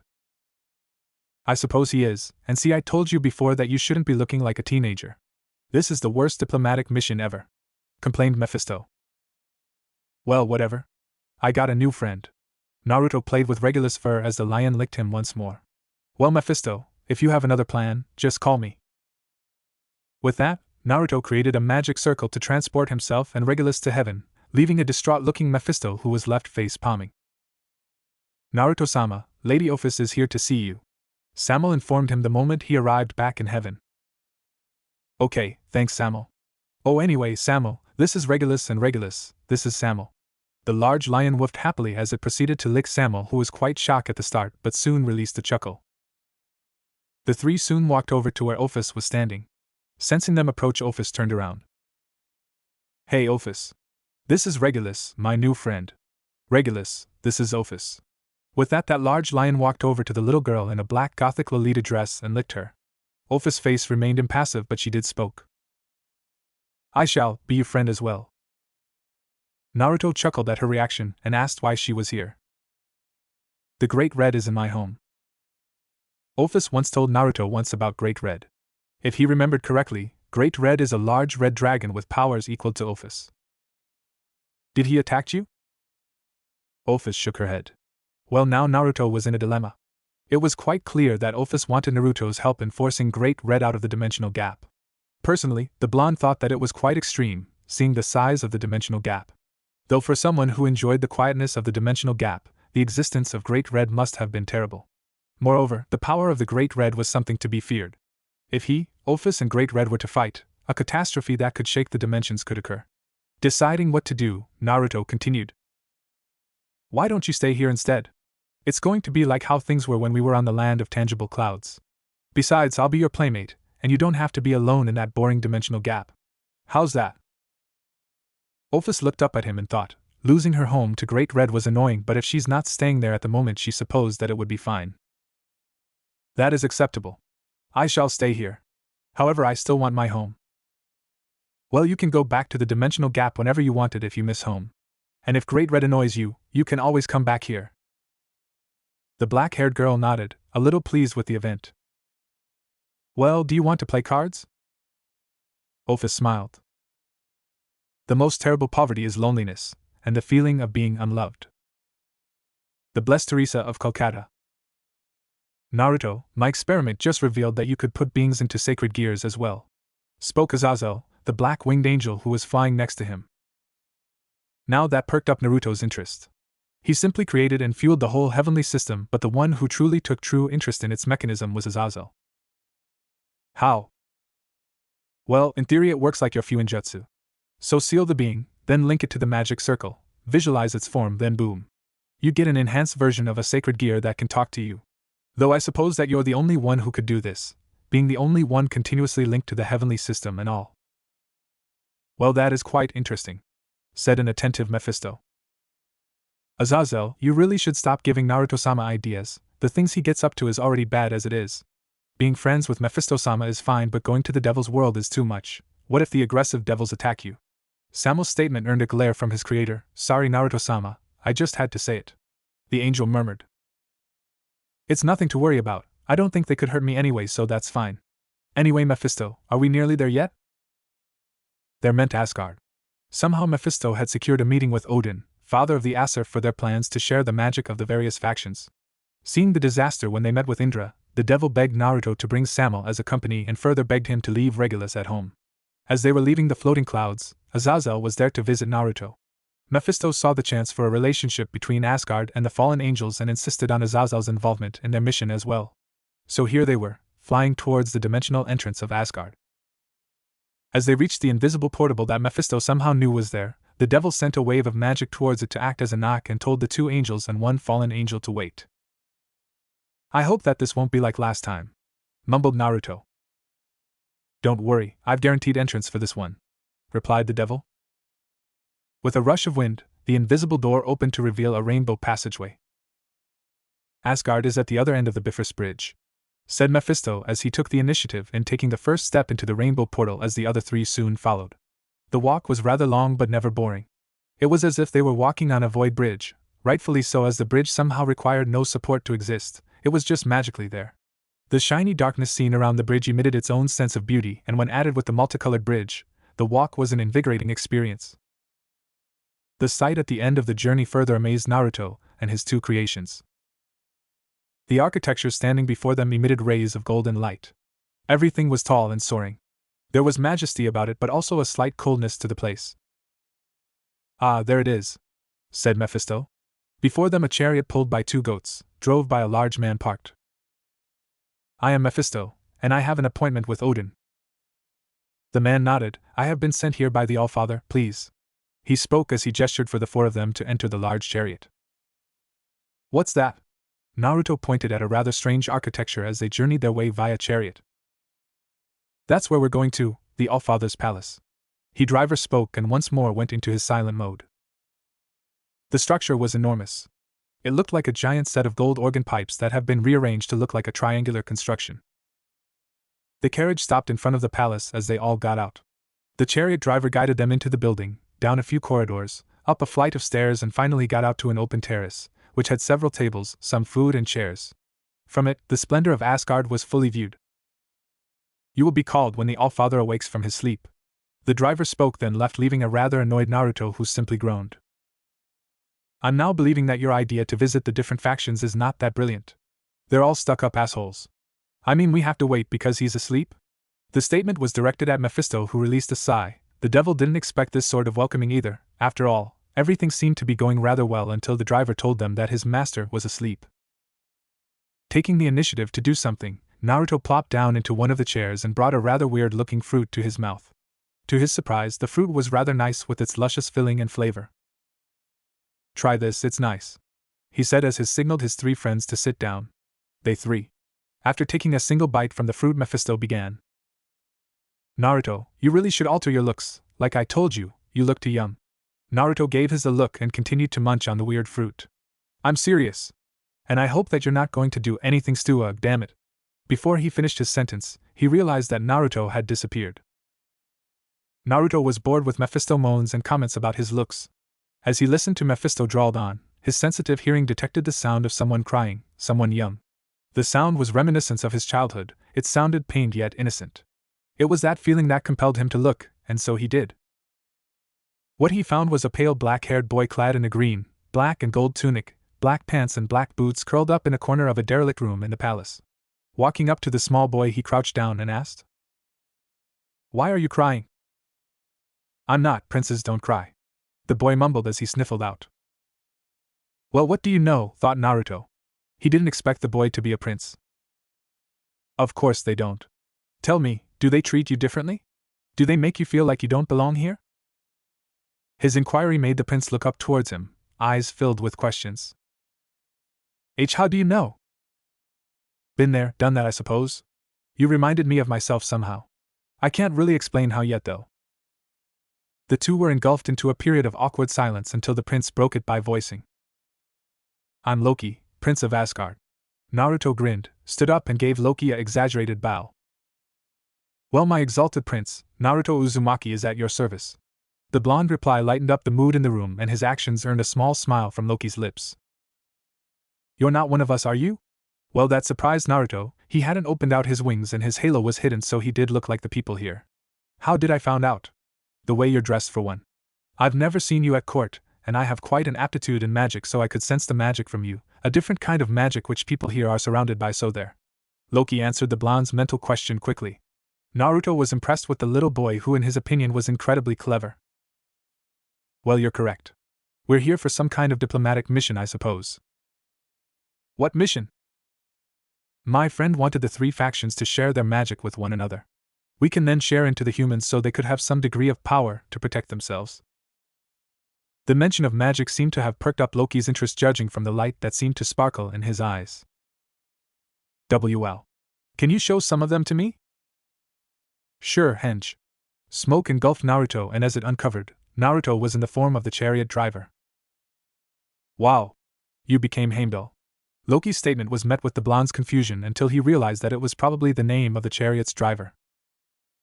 "That's the name of the chariot driver, right?" "Yep, but he's not a chariot driver though. He drives it around, but he's actually the gatekeeper of the 9 realms." "9 realms?" Naruto looked quizzically. "Yep, we're on Asgard. From it you can visit 8 other worlds, though we can only do that with Heimdall's permission. There's a room which controls the Bifrost Bridge, and Heimdall and Father are the only people allowed inside the room. You can't really sneak in it cause it's always heavily guarded." The prince explained as Naruto nodded in amazement. Anyway, which of the 9 realms are you from? I've never heard of this 9-realm thing, but I'm from Earth. All I know is that from Earth, you could use the dimensional gap to move between 2 other worlds called Heaven and Hell by the humans on Earth. Well, before I knew the existence of this place anyway. Earth. I think that's Midgard. You're a Midgardian? I guess. I've never met a Midgardian before. Father never let me travel between realms, but someday I'll visit all 9 of them. The boy thoughts blurred as he thought about his possible future. However, his face soon morphed into an expression of uncertainty. Will you teach me what you just did? Loki asked. Naruto knew that magic was what they were here to negotiate on, and he shouldn't be sharing it until the deal is concluded. But somehow, he saw a reflection of himself in Loki.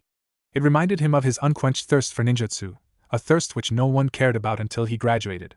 We're here to share magic anyway, so whatever he thought. Sure, Naruto voiced as he gave Loki the nice guy pose. Loki's face lit brightly as he finally gave Naruto his true smile. Well, what I just did was called henge. As you saw, it allows you to change your appearance into anything you want. First, you must know the hand seals for henge. You need the dog, boar and ram seal. The young prince, Loki, as Naruto had predicted, had an aptitude for magic. After 3 hours of teaching the boy, he was able to perform the henge with only a few flaws. Time seemed to fly for Loki when Naruto was around. He never had anyone to teach him magic, or to truly enjoy his company. True, Thor was his brother, but Thor never shared Loki's interest for magic. Time flew so fast that after the 3 hours with Naruto, the prince realized that he was late for his class. Damn, he muttered, wondering what he should do. He was afraid that he won't see Naruto again, but he was also afraid of the punishment he could receive for missing his classes. What's troubling you? Asked the blonde as he saw Loki's troubled face. I'm late for my class, but I want to be here with you, he replied before he continued. Can you come to the class with me? Naruto did not see a problem with that. If Mephisto, Samo or Azazel needed him, they would have contacted him through the crystal shards. However, upon reaching into his pockets, he seemed to have forgotten his magical crystal shards back home. However, when he looked into Loki's pleading eyes, his decision was made. Though in his mind there was still one remaining problem. Won't your teacher recognize my magic signature? Loki smirked at that as he explained his plan to the blonde. I have a cloaking spell. It will change your magic signature to be similar to that of the Asgardian. All you have to do is use henge and look my age. The ninja nodded at the sound reasoning. With a poof, Naruto was in his 12-years-old self supporting similar clothes to Loki, only in orange. As the prince waved his hand, an array of magic formula emerged on Naruto before they all disappeared. Done, let's go, Loki voiced as he dragged Naruto with him. On the other side of the room sat one bored fallen, one curious angel, and one heavily in thought devil as a herald walked in. The Allfather is still in deep sleep. However, the ruling council will see you in 10 minutes. Samo brought out his crystal shard and sent his creator a signal, however it was not received. Naruto-sama is not responding, he moaned. Maybe your shard is broken, Azazel replied as he and Mephisto tried contacting Naruto without success. Well damn, what do we do now? Mumbled Azazel. The room was filled with stress until Mephisto spoke. We might as well use this as an opportunity. Whilst Naruto is incredibly kind-hearted, he doesn't tolerate stuck-up people, and I feel that this council is filled with such people. I propose that someone plays God instead of Naruto. Samo was deep in though. Whilst it felt wrong that he should usurp Naruto's position, he felt that his creator wouldn't mind, judging from his continuous complaints about being called God. It seemed that Azazel was in the same train of thought as the fallen angel said. Good idea, I don't think he would mind. He doesn't like this God thing anyway. And if I may suggest, I propose you transform yourself to look older. Naruto never listened to me, but appearances are incredibly important. You lose credibility when you appear as a teenager. Samo nodded at the devil's suggestion. Naruto-sama taught me how to transform. I'll play God in his stead. Samo spoke. With a poof, he transformed into an old-looking man, a man who Naruto called Hokagejiji when he was telling his creations about his past. Add more hair and definitely more beard. Long beard brings out wisdom, Mephisto said as he walked around Samo, judging his appearance. The angel nodded as he followed the devil's advice. Soon his face supported long white hair and a long fluffy white beard. Azazel fell on the floor as he laughed loudly at Naruto's new appearance. The herald entered once more announcing, "The council shall see you now." Because there is sadness, we cherish happiness. And because there is anger, kindness is born. Cynthia. After passing various hallways and staircases, they emerged out into an arena-like area. In the center of the arena stood a strong-looking bearded man with blonde hair. He was surrounded by 4 other boys. "Brother!" shouted one of the blonde boys in the arena as he caught sight of Loki.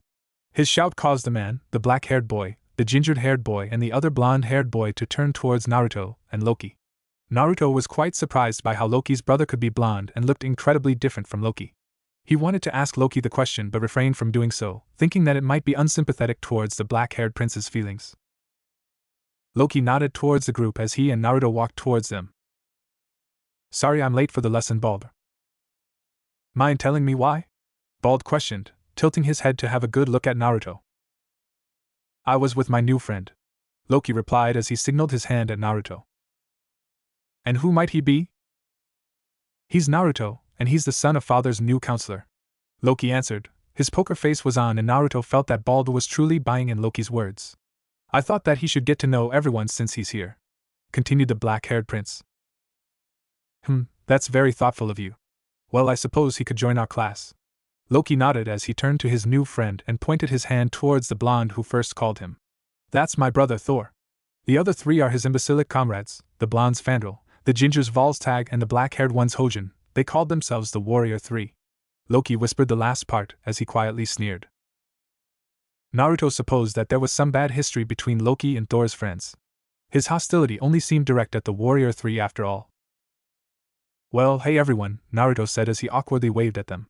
Thor responded with his own wave, but his friends simply gave Naruto a short look before their eyes turned back to Thor.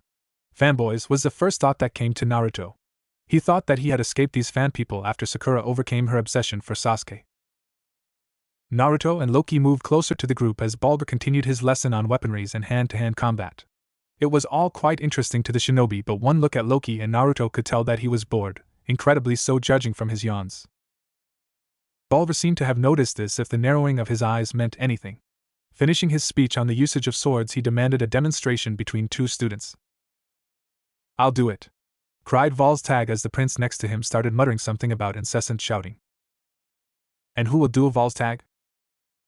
"Loki should. After all, he was yawning when you were speaking, so he should be pretty confident about his abilities," quipped Fandral. Balder nodded his approval as he signaled for Loki to move into the arena. "Fine," Loki calmly spoke, yet inside he was terrified. Everyone knew that weaponry and hand-to-hand combat wasn't his forte. It was quite clear that the Warrior 3 were trying to humiliate him in front of his first friend. Looking at Naruto, he saw the blonde sending him a silent good luck. He did not know how he should fight. The 3 discriminated against him due to his fighting methods, and he was worried that Naruto would do the same. They got into their stance as they reached the center of the arena. With a start from Balder, Volstagg rushed at Loki, who quickly went on the defensive, rapidly dodging all of Volstagg's moves. The ginger-haired boy was annoyed with the prince's evasion and fastened his offensive. Loki knew that this could not continue. Stamina was not one of his strong points. Sure, he could evade Volstagg's dreadfully slow and predictable strikes, but he couldn't evade them forever. Taking the blow with his sword is also as no. His strength simply could not match Volstagg's. Defeating Volstagg seemed impossible unless he used magic. But what would Naruto says? Will he consider it as cheating? Will he consider it to be something that Loki should not have practiced? No, he won't. After all, he taught Loki the transformation magic. Deciding that losing in front of his first friend was unacceptable, he decided that magic must be used. Volstagg was enraged by his inability to land hits on Loki. He was so focused on doing so that he didn't hear the snapping of Loki's fingers. With a loud thump, the gingered boy tripped on a rather large vine that appeared out of nowhere, causing him to land unceremoniously onto the area. Feeling the coldness of Loki's blade on his throat, he realized that he had lost. "You cheated!" Volstagg shouted as he felt the anger surging through his veins. "You used your stupid little tricks again. Tricks meant for girls." The crowd was now walking towards the 2 as Volstagg continued to shout at Loki. "Volstagg's right, you cheated, Loki. You can't just trip people for the win, that's cheating," cried Fandral as he reached the 2. Hojin nodded in agreement. Thor walked up to Loki and pushed the blade away from Volstagg's neck. "They are right, brother. It's unbecoming of us to use magic tricks," he said, turning to the black-haired prince. Loki sent a betrayed look to his brother. "Not you too," he voiced. Naruto did not know what to make of the scene. He could not find the wrongness of Loki's action. In his mind, a battle was a battle and you use everything you have to win. Don't be a sore loser, Naruto directed his words at the ginger-haired boy who returned him a glare that he simply ignored. Walking up to Loki, he clapped the prince's shoulders. You were amazing, he genuinely said. Loki turned towards him, sending Naruto gazes of gratitude. Did you not see him using those tricks? Those are for girls, Fandral added. The blonde shinobi finally realized how machismo Asgard was. He hoped that Tsunade no Bachan was here to put them all in place with her freakish strength. The concept that magic was a female's art was ridiculous. They are right, Loki. You should not have used your magic during a sparring match, nor should you use them in any other situation. It's unbecoming for the Prince of Asgard to rely on magic. Well, damn, even the teacher seemed like a sentimental old fool who simply preferred rough combat. It seemed like the men here aspired to be like Rock Lee. Father uses magic, argued Loki. Your father used his magic to protect the realm. His magic has a purpose. Yours does not, you use it to play around and play pranks. You should end your studies of magic, you should have realized this the moment you were refused a tutor in the magical arts. Balder said as he gave Loki the don't argue with me look. Pranks, well that was something Naruto could relate to. No wonder he was drawn to Loki. And wasn't what Balder said quite contradictory? Who's to say that Loki couldn't use his magic to defend the realm? After all, ninjutsu was what ninja used to defend their villages. Loki sent Balder a dark glare as the man let out a loud huff. Class dismissed. I want all of you here next week, same time. And do not be late, the combat instructor said, realizing that he couldn't conduct his teaching any more lesson from the growing tension between Loki and the self-named Warrior 3. Tired of seeing the children fight, he quickly exited the arena. Brother, using sorcerer in a duel is unbecoming of you. But worry not, I will make sure that Volstagg forgive you for your accidental sorcery. Thor smiled and he spoke. Loki presented him with another glare as Naruto shot him a disbelieving look as the blonde prince left the arena followed by his fanboys. He doesn't get it, does he? Questioned the shinobi. No, he doesn't. He's too thick and too self-righteous to understand the situation. He thinks that his friends are helping me. Helping me? Could you believe that? The blonde could see that Loki's anger was at its limits. Why didn't you use magic at the start of the spar? Naruto said, trying to change Loki's train of thought. I thought you wouldn't be my friend if I did so. Everyone else here said I shouldn't use my magic, they said that I should focus on physical combat. I thought that if you saw me using magic during a spar you'll hate me for it. The prince spoke as he looked down at his feet. Moving his small hands towards the prince's face, he forced Loki to make eye contact with him. Are we friends? He asked the prince. I don't know, Loki said, looking troubled and uncertain. Do you want to be my friend? Loki nodded. Then from now on we're friends. And I'll always support my friends so you have nothing to be worried about cause I'll always be by your side, okay? He ended as he freed his hand from the boy's cheeks. Loki nodded once more before he suddenly jumped at Naruto and grabbed him into a strong hug as he bawled his eyes out. There, he said as he hugged the boy back. He supposed that Loki's matured attitude was made as a facade to protect himself from the strong opinion of the Asgardian. Seeing the mature-looking boy bawling over him simply emphasized that he was still a child. So, what do you say to pranking them all? That earned a smile from Loki. Sammo, Mephisto and Azazel followed the herald to the throne room. Sammo stood at the front, flanked by Mephisto and Azazel to radiate importance. Golden abundance was revealed in the form of the throne room as the door opened. The golden throne remained empty. However, there were 6 men standing around the throne room. Azazel supposed that they were the counselors, ruling instead of the Allfather. Dear angelic visitors, it is unfortunate that the Allfather just fell into deep sleep. He had simply collapsed 3 hours before you arrived. It could be the workings of fate, working against the god of some newly created religion. One of the counselors spoke, sneering at the end as he glared at Sammo, who he believed to be God. Mephisto had to restrain Sammo from attacking the man outright, an action that would simply destroy the diplomacy. Mephisto could feel the droplets of his sweat as he reevaluated his plan. Sure, he expected the Asgardians to act prideful and vain, but he did not expect the counselors to directly snub Naruto. Worst was for them to snub Naruto in front of Sammo. The devil remembered Naruto telling him that he would trust Sammo with his life, and he was sure that Sammo has unwavering loyalty for him. That loyalty now seemed to be a double-sided sword when the angel was willing to take every action available to preserve his creator's pride. Now, there's no need to be rude. Lord Odin was incredibly interested in a pact between our two factions. It is unfortunate that he still have not fully recovered from our last war, and still fall into deep sleep once in a while. Well, at least not all of the counselors were rude bastards. War? Questioned Azazel. Yes, 12 years ago Asgard went to war with Jotunheim.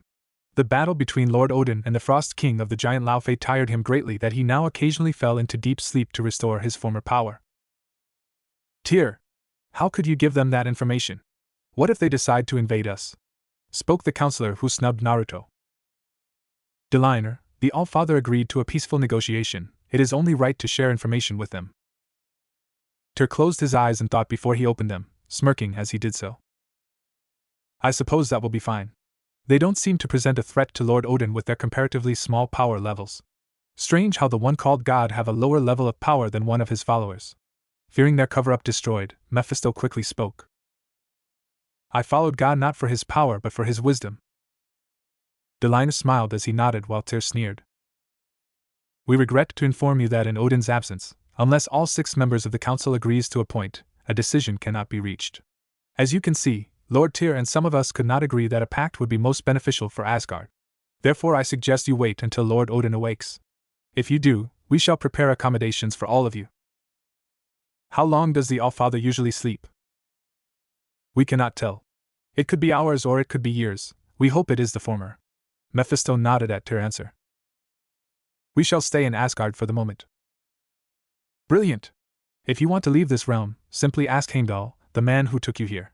He will open the Bifrost to allow entrance to Midgard. Realm teleportation does not work in Asgard as the Bifrost acts as a defense mechanism. Delingr explained. We thank you for your time, counselors, Samuel spoke as the 3 were led out the throne room. The herald then led them to their quarters. Before leaving he left the 3 to their own devices. Mephisto-sama, I doubt Naruto-sama will agree to wait. You do know how hot-headed he sometimes is? I do, but he'll have to deal with it, said the devil petulantly. Of course he knew Naruto was hot-headed. Who in their right mind would take an incredibly large lion as a pet? Well, sorry to say, but I'm leaving. The fallen angels need me and this endless waiting is not helping. Plus I need to spread something on Earth, Azazel said, waving at Mephisto and Samuel as he left the room. The devil looked troubled as Samuel in god form looked tired. Naruto followed Loki as the 2 sneaked around the castle sneakily. He simply applauds the brilliance of the prince's plan. The boy had created a spell to change the color of anything that comes into contact with the transparent magic water. It was by no means dangerous, simply like food coloring. Adding on to this was the fact that Loki created the spell without any help, personally researching the magical theorems and formulas, as there was no one on Asgard willing to teach him magic. So here they were, sneakily sneaking towards the main water supply room. Seeing 2 guards walking towards the room, Loki fired his hypnosis spell towards the 2 of them. Forming 2 clones, Naruto ordered them to hide the sleeping guards. He and Loki then transformed themselves into the 2 guards and walked towards the water supply room. We're here for our time shift, said Naruto. He let out a soft sigh of relief as the 2 sentinels guarding the door nodded before they walked away. After they were out of sight, he and Loki entered the room. The room was decorated by shades of blue mosaics, giving it an aquatic feel. In the center was a large pool of clear water.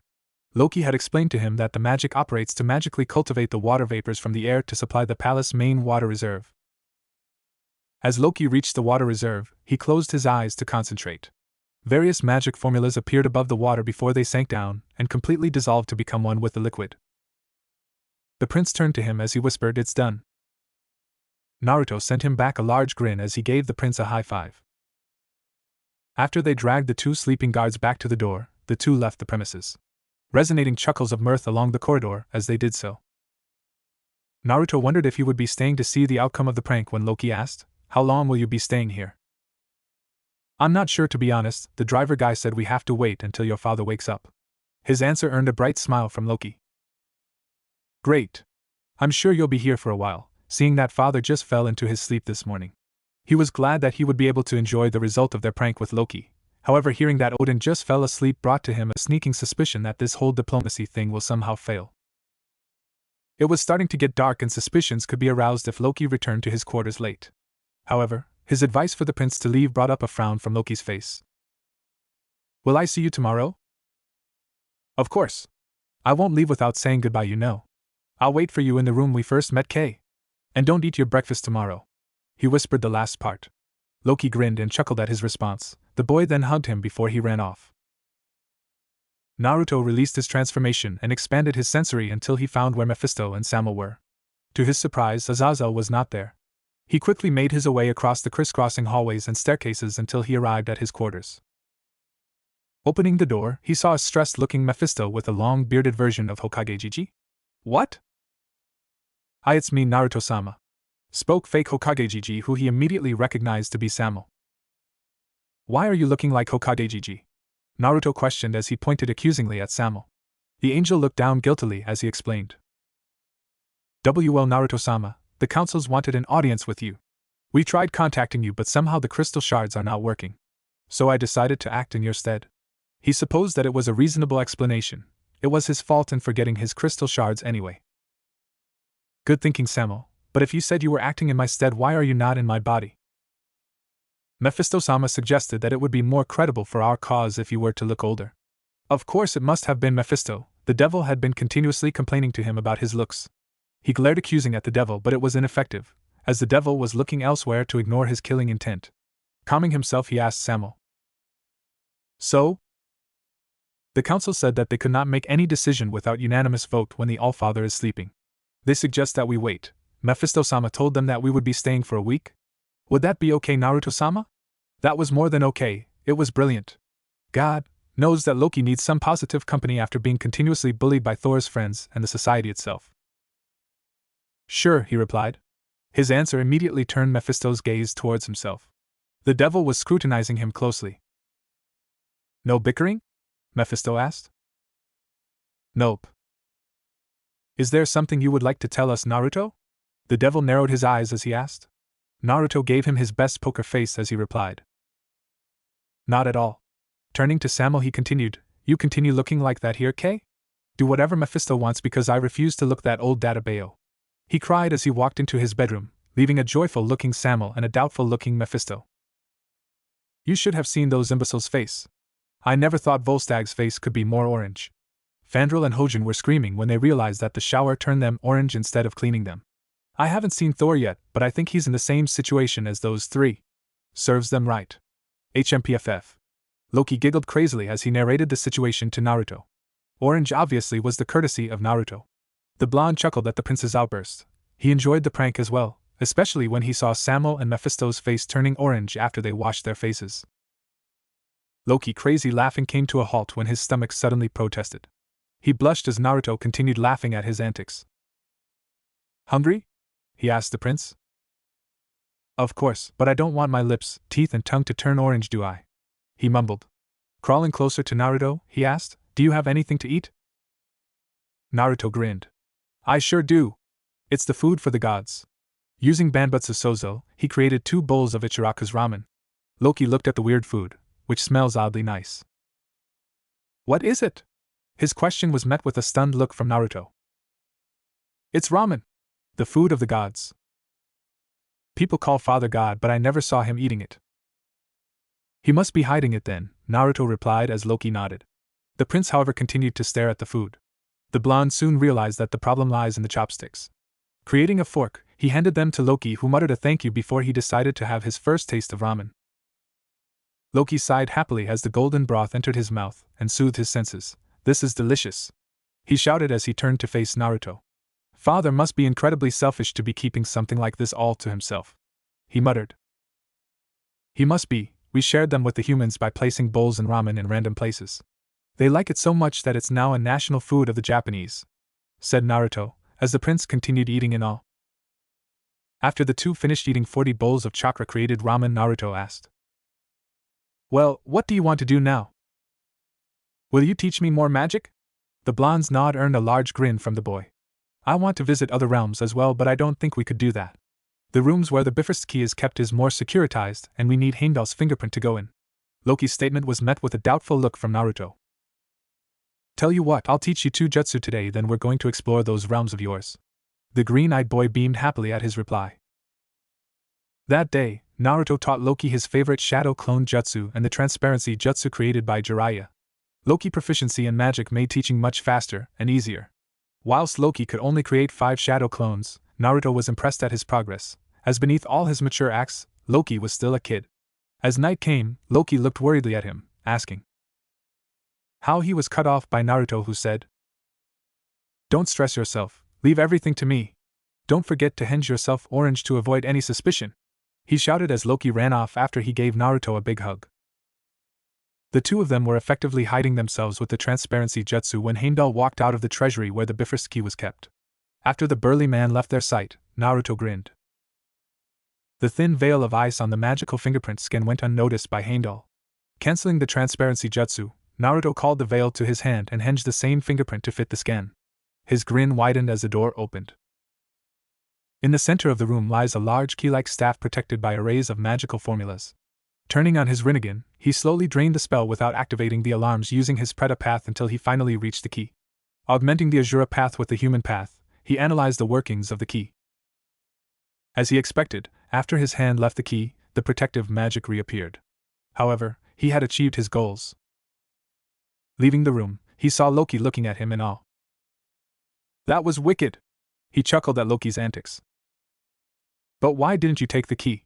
the prince questioned. "Because that would surely raise the alarms when Heimdall patrols the room tomorrow." Loki nodded, still confused at how they would move between the realms, but continued to follow Naruto nonetheless. "Okay, create a shadow clone and fill it with as much magic as you can," Naruto said when they arrived back in the derelict room. The boy nodded at his command. With a poof, 2 Lokis was in front of Naruto. Moving his hand to feel the energy of the clone, he gave Loki a satisfied nod. He created a clone of his own before he scooped up the real Loki, earning a few protests from the boy as he walked to the window. He activated his transparency jutsu to incorporate Loki in it before he opened a pair of his wings. "Be good," he said to the 2 clones before he flew out of the windows with Loki. The boy in his arms laughed and giggled as they flew. Naruto couldn't help but smile at his antics.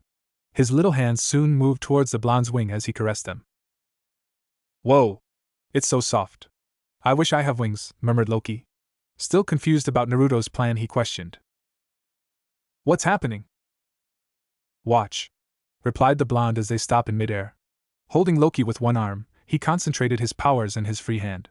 Using Banbutsu Sozo, a metallic substance soon formed before I took shape as a replica of the Bifrost key. The process caused the boy in his arm to emit a small wow. The Bifrost key was more of an activator than being a key itself, as it drains in magic to open the door to the different realms. Fueling the key with his magic, he opened the portal of the Bifrost bridge. He stepped inside the portal as the door closed down. The few days with Naruto were the best days of Loki's life. He was free to do whatever he wanted without the social restrictions of Asgard. Naruto always understood him like no other. It seemed that when he was with Naruto, it was fine to allow his childish side to run rampant and free. All in all, he had fun. In the first and second day, they went spying in Alfheim. The light elves were objects of great interest to him, and it seemed that Naruto shared his interest. Transforming themselves into the elves they put to sleep, the two tried elvish cuisines, practiced elvish traditions, and ate elvish food. They visited the land of the trolls, Vanaheim, on their 3rd day. Sadly, they didn't manage to do much, as even with the transformation, they were quickly smelt out by the trolls' keen sense of smell. They were soon chased by a large group of trolls demanding their capture. Naruto quickly scooped him up and flew away from the realm, laughing at the commotions they caused. However, things went downhill on their 4th day when they visited Muspelheim, the land of the fire demons. The place was supposed to be filled with magma and heat, yet all they saw was water. Stepping down on the water, Naruto placed Loki next to him so that the boy could practice his water walking. After a few minutes of walking through the large clearing of water, Loki heard the sound of a large explosion. Turning to Naruto, he could sense that the blonde was also confused about what was happening. Quickly moving to the place of the explosion, the two saw a large black eastern dragon surrounded by flying beings. One of the flying women spotted them before she flew down to see them. "Please help Lord Indra." "So that's why the magic signature was familiar," Naruto muttered, scowling as he did so. "The black dragon there is Vritra. It stole the water from our realm. Lord Indra is fighting it, but he could not release his full power in fear that the fire demons might take it as a threat and declare war on us. Indra seems to hate me, though. I don't think he wants my help," Naruto replied. "What do you think?" Naruto asked Loki. "Can we watch closer?" the prince replied. He was quite certain that he would not be harmed. Naruto was always there to protect him. "Sure," Naruto couldn't really see the danger of the dragon anyway. It was quite occupied with Indra. As the two moved in closer, they could see the black dragon spitting black fires as Indra countered them with his spears of light. The battle seemed to be a stalemate until the fire coalesced itself around Indra to form a cage of black flames. As Indra tried breaking the cage, the dragon moved up towards him and swallowed the god whole. Naruto didn't know whether the scene was shocking or hilarious. He was deep in thought that he didn't see the explosion from the leftover flames darting towards them. By the time he did so, it had nearly hit Loki, who quickly put up a magic shield. The flames of the dragon was powerful and Loki was running out of magic. The drain from keeping the shadow clone on Asgard and putting up a shield was too much for his small body to bear. Squeezing his eyes shut, he prepared for the worst as he heard the sound of his spell cracking. When he opened his eyes, he was in Naruto's embrace. White wings covering and protecting the two of them. Sorry, he heard Naruto muttered. Thank you, Loki murmured before magic exhaustion turned his vision black. After the massacre of the elemental nations, there was nothing worse for Naruto than to see one of his precious people hurt. He blamed himself for his inactivity to form a protective barrier for Loki, but he also blamed the stupid dragon for spitting out those blasted flames. Creating a clone to look after the fainted form of Loki, he spread his 10 pair of shining wings to their full glory. Soaring up to face the black dragon, he smashed his fist down towards its large maw. The beast growled in pain as its body plummeted into the water. The beast soon regained its energy and rapidly flew up from the water to face Naruto. Why are you attacking me? It growled menacingly. Well, that surprised the blonde. He didn't think that this dragon would be able to talk. Though Ophius claimed to be a dragon, she never looked the part. You hurt my friend and for that you're going to pay. You dare threaten this Vritra, one of the 5 great dragon kings? My flames shall drain you dry till ashes are all that's left of you. Vritra growled as the large beast spat out its black flame. It was when the flames made contact with Naruto that he realized what Vritra meant by draining. You're certainly not the only one who could use draining magic. Kage Bunshin no Jutsu. Hundreds of Naruto clones emerged from the smoke around the large dragon. They quickly made contact with the beast before their Rinnegan activated. Gakido. And my magic! Why you? Vritra roared in outrage as his magic was being sucked away by the clones. Now have a taste of your own stupid power. Rasengan! Hundreds of blue orbs formed in Naruto's hands before they were pushed onto the dragon's skin. The impact of the jutsu made the dragon spat out the previously swallowed Indra before it fell into the water once more. The god seemed perturbed, but he quickly made sense of the situation and flew up next to Naruto. I did not ask for your help, Indra stated haughtily. I'm not doing it for you, though it seemed as if you needed it. After all, it swallowed you. The blonde retorted as Indra stomped the air around him. Vritra once again flew up from the water. The Rasengan seemed to have done a number on the dragon. Its scales showed traces of blood soaking out. So the Rasengan wasn't enough to finish it, huh? Naruto mumbled to himself. Raising his left hand, he gathered the wind elements around him to fuse with the human-sized Rasen Shukurin. The dragon looked fearfully at the screeching chakra ball in Naruto's hand. Stop! Stop! Stop! Indra yelled when Naruto was about to throw the Rasen Shukurin at Vritra. Sensing the urgency of the Indra's scream, he decided to play nice and listen to the bastard once. Using the Predapath, he quickly drained in the energy of the Rasen Shukurin. The dragon looked relieved, sensing that it had just escaped certain death. What? He was quite annoyed that Indra had stopped him from killing the dragon that hurt his friend. If you throw that thing, I'm sure that it will explode and emit out energy. The fire demons will use the energy released as an excuse to declare war on us, Indra cried. If what Loki had told him about the fire demons were true, they would probably use some stupid excuse to demand war so that they could expand their territory. He supposed that Indra could be logical when situation demands. So should we do? He asked. Large-scale attacks are out. Do you have any sealing magic? The Hindu god asked.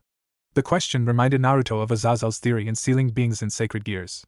Though sealing something as big and powerful as Vritra would surely create a large release of energy anyway. However, if they seal him in different sacred gears, that might work. I might. Can you keep hold of that dragon for a while? Indra nodded, accepting the fact that the two of them needed the other. Reaching out his hand, Indra created pillars of light that soon surrounded Vritra to form a large cage. The large dragon crashed itself towards the pillars, but the cage remained strong. Stop him from moving! Shouted Naruto. The other god nodded as he created another set of light pillars that struck itself on the dragon's body and wings, sealing its movement. Naruto concentrated his magic to link itself with the heavenly system as Indra was combating the dragon. Feeling the equilibrium between the magic in his body and his magic in the heavens system, he unleashed the sealing spells onto the large dragon. Vritra growled in pain before its body broke away into various shards of light, then burst away from Muspelheim towards the magic circle on Earth. Wiping the droplets of sweat from concentrating his magic, Naruto turned to Indra. I suppose we work well together. Indra grunted in agreement as Naruto flew down towards the prone form of Loki. Lifting up the boy, he quickly unsealed the Bifrost key and fueled it with magic. Wait! Indra cried as Naruto was opening the portal. He turned towards the Hindu god who flew up to him. I apologize for my behavior the last time we met. I suppose I can agree to a non-intervention pact between our two factions if you are still willing to negotiate. Though make no mistakes that our Svarloga is still the only true heaven. Sure, let's just say that that's our pact. I've got to get my friend treated. Naruto grinned at the god who simply nodded in acknowledgement before he stepped into the portal. As the portal opened in Asgard, Naruto quickly stepped off the bridge and flew Loki back into the palace. Moving into the derelict room they first met, he used Banbutsu Sozo to create a bed for Loki to lie on. He thanked the Rinnegan for improving his chakra control significantly as has activated the mystical palm technique to heal Loki's magic exhaustion. After Loki's magic had stabilized, Naruto created another clone that transformed into Loki to replace the boy's repelled clone. Deciding that it had been quite a long and adventurous day, he created another bed next to Loki and let sleep claim him. Loki woke up to find Naruto in a chair next to his bed. Desperately, he moved his small body towards the blonde as he squeezed Naruto in a strong hug. I thought I was going to die. He bawled as tears dropped from his eyes. I'm sorry. I should have stopped those flames, Naruto said guiltily. No. Loki rapidly shook his head. Huh. It wasn't your fault. Thank you for saving me. No one had ever saved or protected me before, the prince said as he wiped away his tears. I'm your friend, right? Loki nodded at the blonde's question. Well, I've told you before, didn't I? Friends protect each other. I'll always protect you as long as I live. The prince nodded once more before he asked. Is the dragon gone? He is. He won't hurt you anymore, all right? Loki nodded as he hugged his friend, brother and protector once more. Loki's dreaded day finally came. It was the day where Balder usually teach his combat class. He didn't want to see the Warrior 3 nor did he want to see his brother. He wanted to explore more realms with Naruto rather than to learn the stupid physical combat class. The only good thing was that Naruto was also going to the class with him. Mephisto had expected the diplomacy to fail the moment the populace's face and body turned orange. He was quite certain that it was Naruto's work. No one else had such a fetish with the color orange. He certainly did not expect Naruto to wait patiently inside the room whilst they discussed their plans for the pact in the past week. He followed Samuel as the angel, supporting his old look, walked into the throne room to see whether Odin has awakened. It is unfortunate for us to inform you that the Allfather is still asleep. However, seeing that this would be the last day of your visit on Asgard, the council offers you the chance to see how Asgardians are trained. We would gladly accept your offer, said God Samuel. Loki never thought that life could be so bad until he saw the 6 counselors walking into the arena followed by the ambassadors from Naruto's race. The old bearded man had a look of surprise when he saw Naruto whilst the red and blue-haired man simply groaned. Balder simply had to make everything worse by walking to the counselors and ask them. Counselor Delinger, are you here to check on your son? And my son? The blonde-haired counselor made a look of surprise. Yes, your son. Naruto. I'm afraid there might be some mistake. I'm not married. Balder looked surprised but continued on with his stupidity. Well, Counselor Delinger, I did not expect someone like you to be siring motherless children. The teacher tried phrasing his words as politely as possible, ignoring rude words such as whore. I'm not married and I do not have any children. Counselor Delinger seemed to finally snap. Then who's that?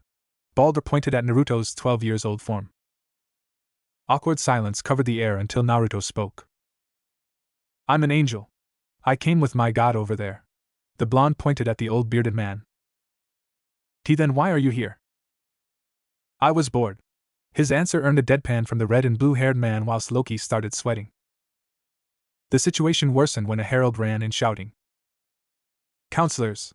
Counselors! All eyes turned towards the herald as Counselor Tyr commanded a report. Our mystic camera revealed a picture of a man carrying Prince Loki through the Bifrost portal 2 days ago. The herald said as he brought up a canvas revealing Naruto carrying him through the portal. Damn! Naruto must have worried about his condition so much that he forgot to use the transparency technique. Dlinger soon turned his scrutinizing gaze towards Loki. Prince Loki, you yourself know that the punishment for using the Bifrost Bridge without the authorization of Heimdall or your father is banishment. Explain yourself. That's not possible. I was in Asgard. Fandral saw me, he shouted, turning his gaze towards Fandral. It was appalling that he had to rely on Fandral, but Thor was in the Goblin Forge when he was traveling with Naruto, so his brother could not attest his situation. Fandral? The counselor asked. I do not remember, Fandral said solemnly, but Loki could see the smirk on his face. That bastard! He will stab that imbecile to death when he gets out of this. Prince Loki. Even if you are a prince, you are not exempted from the law. Banishment. He was going to be banished from Asgard. This could not be happening. I do not know how you opened the portal without the Bifrost key, but dimension travel without permission is a crime. You are to be Bonnie. It wasn't him. The voice came from Naruto. It was me. He was always here, he said as he released his transformation, earning several gasps from the children and counselors. That does not explain why you have the prince in your arms, Dlinger continued. I befriended Loki for information. Loki told me that he believes that moving between the 9 realms required the magic signature of Asgardian, so I cloned myself. With the proof there were 2 Naruto. Then transformed myself into Loki so that I would have the magic signature of an Asgardian. Using Henge, the clone transformed itself to Loki. Loki knew that everything Naruto had said was total bullshit. As he was about to refute, Naruto brought a finger to his lips as if telling Loki to be quiet. He nodded slowly as tears formed in his eyes. Why you tricked the prince? Exclaimed a flabbergasted Counselor Tyr. I did. The counselors were stunned by Naruto's proclamation. Dlinger was the first one to retain grasp of the situation. We demand you leave Asgard at once. For your cooperation in the past week, the counselors will agree to a non-interference pact. The other counselors nodded at the proclamation in agreement. However, we demand you to leave Asgard and that your race are to be banned from entering Asgard. No! No! He could not lose Naruto. He could not lose his only friend. He was about to shout out that everything Naruto had said was not true, but Naruto looked at him and shook his head. Tears were now streaming down his face. We agree to all your conditions, said the bearded man as the red and blue-haired man whispered something into his ears. You are to leave immediately. A herald had just been sent to notify Heimdall. The counselors left the arena, followed by the ambassadors who motioned for Naruto to follow them. The blonde managed a small smile for Loki before he followed the bearded man out of the arena, leaving a tearful Loki. It is all right, brother, he shall not lie to you anymore, his brother said in an attempt to console him. But it wasn't all right, not at all. No, it's not, he cried as he ran out of the arena, ignoring all the shouting from Bulb and his brother. He could not part with Naruto this way. He refused to part with his only friend this way. Dashing his way to the castle entrance, he saw Naruto and his 2 companions opening their wings. He rushed up to Naruto and enveloped the blonde in a strong hug as he bawled his heart out. There, it's going to be fine, Naruto said as he rubbed the Loki's back. The blonde plucked out a feather from his wings and handed it to Loki with a paper attached to it. I sealed the replica Bifrost key inside the paper. Banning me from coming here doesn't mean that you can't visit me when you have enough magic to activate the key, right? The feather is connected to my life. Just think of it as me when you're lonely, okay? Loki nodded as tears continued to flow down his cheeks. Remember that you're a brilliant boy and I'm incredibly proud of you. I'll miss you, Loki, Naruto said as he grabbed Loki into a strong hug. I'll miss you too, he replied. We'll see each other again, I'm sure. Loki nodded at his statement, embracing the blonde once more before he finally let go. He clutched Naruto's feather as he stood in front of the palace's entrance, watching his first true friend, brother and protector flew into the sky before he disappeared into the Bifrost portal. A Native American elder once described his own inner struggles in this manner. Inside of me there are 2 dogs. One of the dogs is mean and evil. The other dog is good. The mean dog fights the good dog all the time. When asked which dog wins, he reflected for a moment and replied, the one I feed the most. George Bernard Shaw. Mephisto, I'm really sorry about what happened, but I couldn't allow Loki to be banished from his home database, Naruto said as he turned towards the devil flying next to him. It's really fine, Naruto. I think a non-intervention pact was the best thing we could have between our realm and Asgard, especially when the Allfather is still asleep. I know, but I was responsible for them banning us. I'll make it up to you somehow. I'll keep you to that, but it really is fine, Mephisto repeated. To be honest, I expected the whole thing in ruins the moment you turned everyone orange.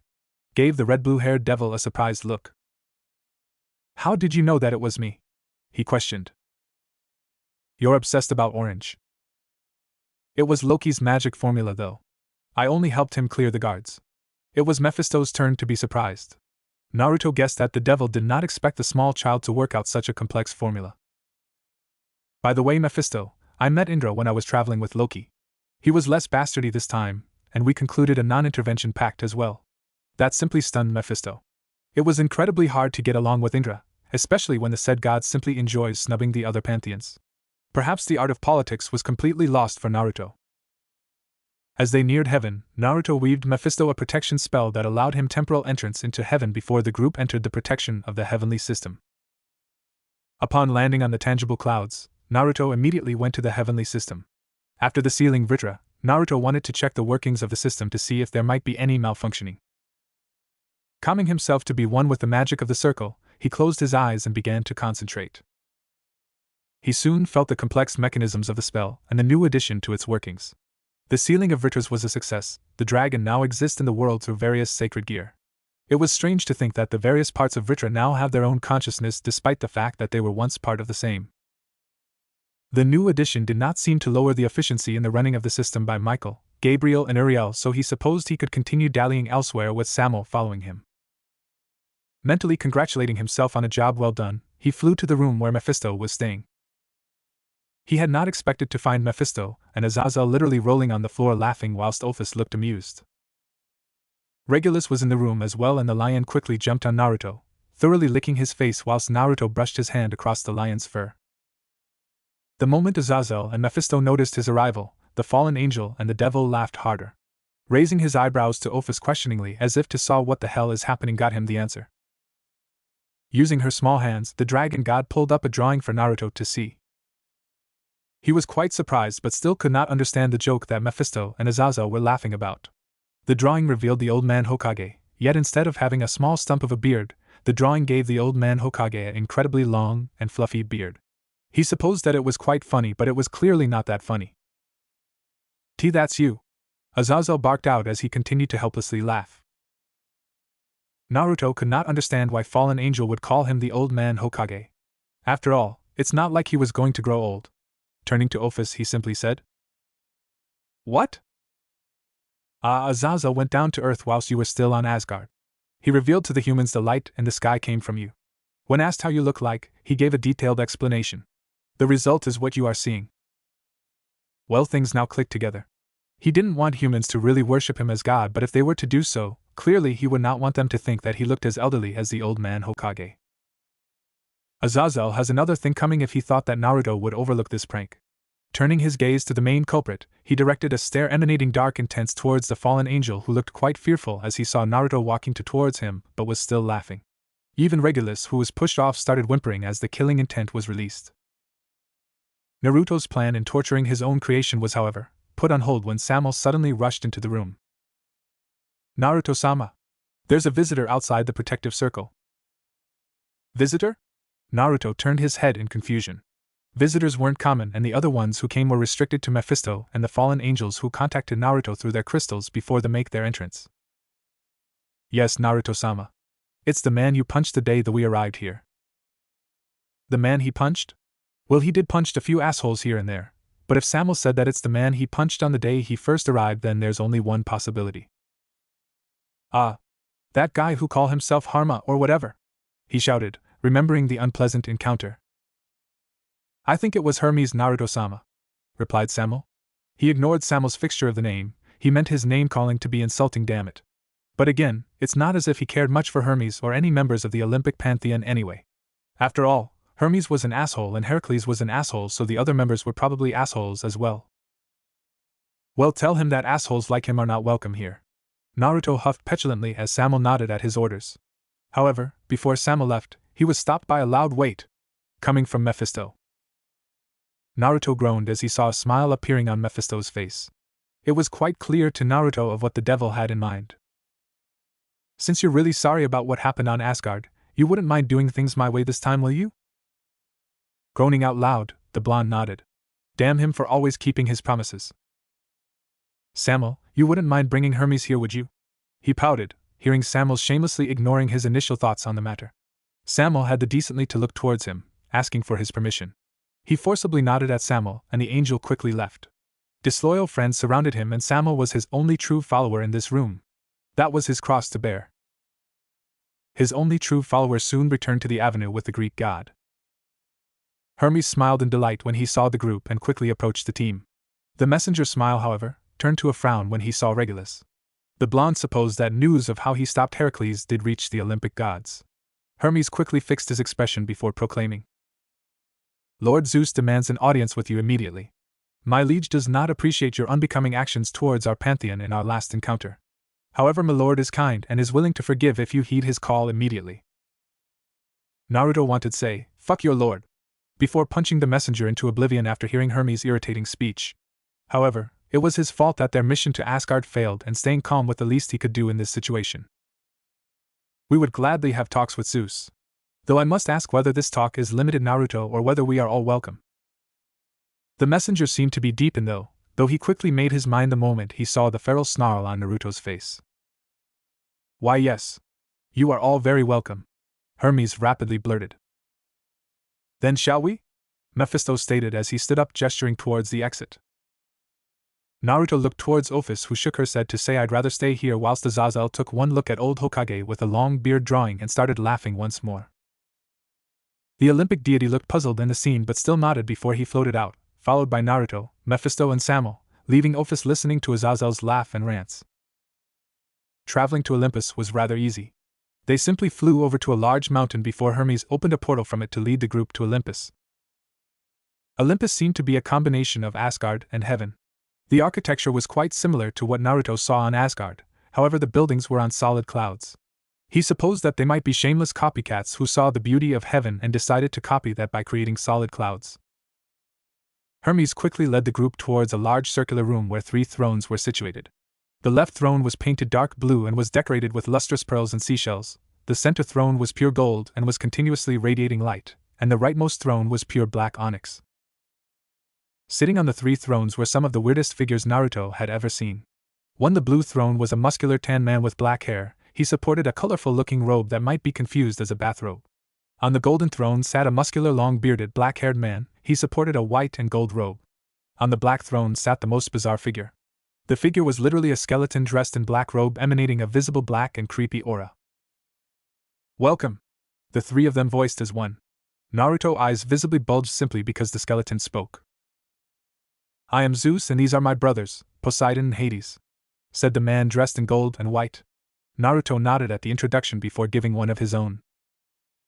"I'm Naruto. That's Samuel and Mephisto," he said, pointing at the angel and the devil. "I have heard of you," Zeus spoke. Naruto was not sure whether there was sarcasm in his voice, but he sounded genuine enough. "I must ask you the question I have been continuously pondering on. Why did not punch Hermes and why did you stop Heracles?" the god continued. His question simply caused Naruto's eyebrows to twitch in irritation. "I punched him because I was angry in your treatment of Prometheus, and I was angry at his annoying proclamations. I stopped Heracles because the guy was a bastard, trying to hurt Regulus like that." His answer received a nod from Zeus. "I do believe that Hermes has that effect on people, and I always wonder whether my punishment on Prometheus was too hard. It was after all done in my anger. Your arguments for your actions against Heracles seem to be well justified as well. I suppose I could not hold anything against you," Zeus concluded. Naruto was quite stunned, really. He did not expect Zeus to be so understanding. It was a good thing though. "Well, thanks, but why did you call me here?" he said as he rubbed the back of his head, accepting the praise.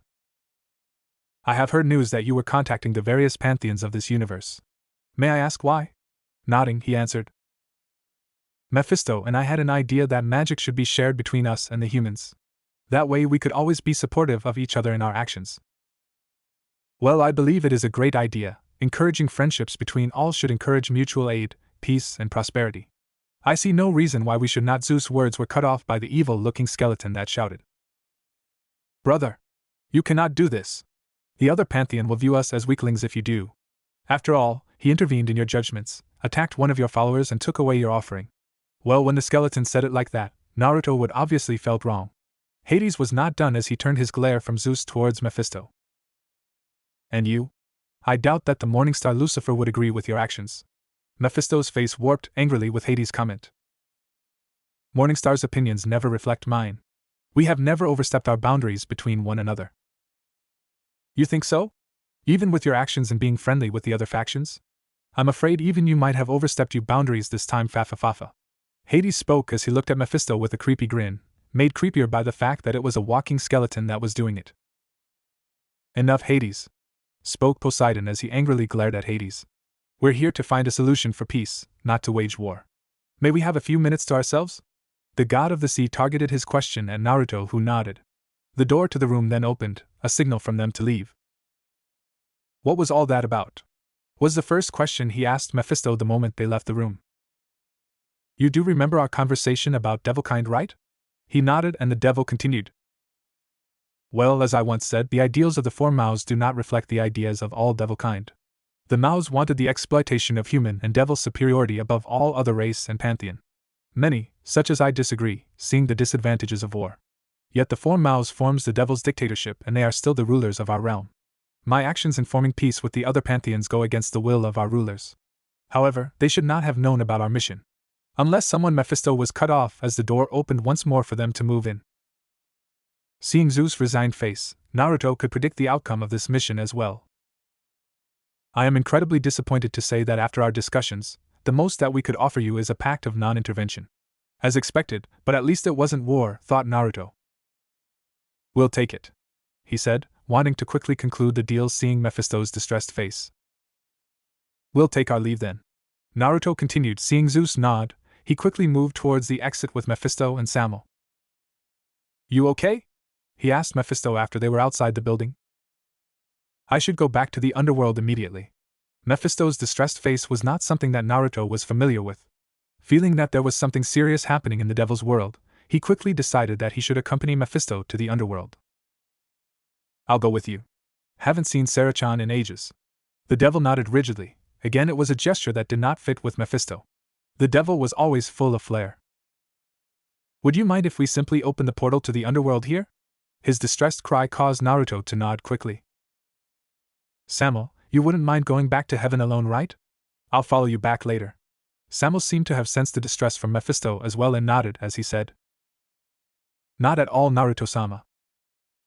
Mephisto summoned his magic and opened a portal to the underworld where he and Naruto stood. They disappeared after they were enveloped in a blinding light. Samuel felt uneasy. He never saw Mephisto-sama that distressed before. It was sad that he has to fly back on his own, but the pressure of the situation did force Naruto-sama to travel with Mephisto-sama. Sighing at the tension, he opened his wings. Before he took off, a cold feeling touched his shoulders. Turning back, he saw Hades' skeletal hands lying there. I'm sorry, but Naruto-sama and Mephisto-sama had just left. It was not them that I want to have a conversation with. It's you. The skeleton spoke with a creepy nasal voice. Now that caused a chill to move up his spine. Whilst Naruto-sama could probably defeat this skeletal abomination, he could not. If this skeleton decided to be aggressive, he might perish. Now lad, don't look so afraid. How could he not when the man he's talking to have hollow eyeballs, meaning none at all? Your creator is quite the powerful one, is he not? I could sense it the moment he entered this universe. But I could also sense the moments when he is losing his powers. Even though he is still powerful, he is losing them here and there, is he not? The voice inside his head screamed yes. The creation to the heaven system drained Naruto-sama's power. Naruto-sama long sleep was a clear example of how tired he was, and that was simply its creation. Samuel knew that Naruto-sama was also supporting the system by linking his magic to it continuously.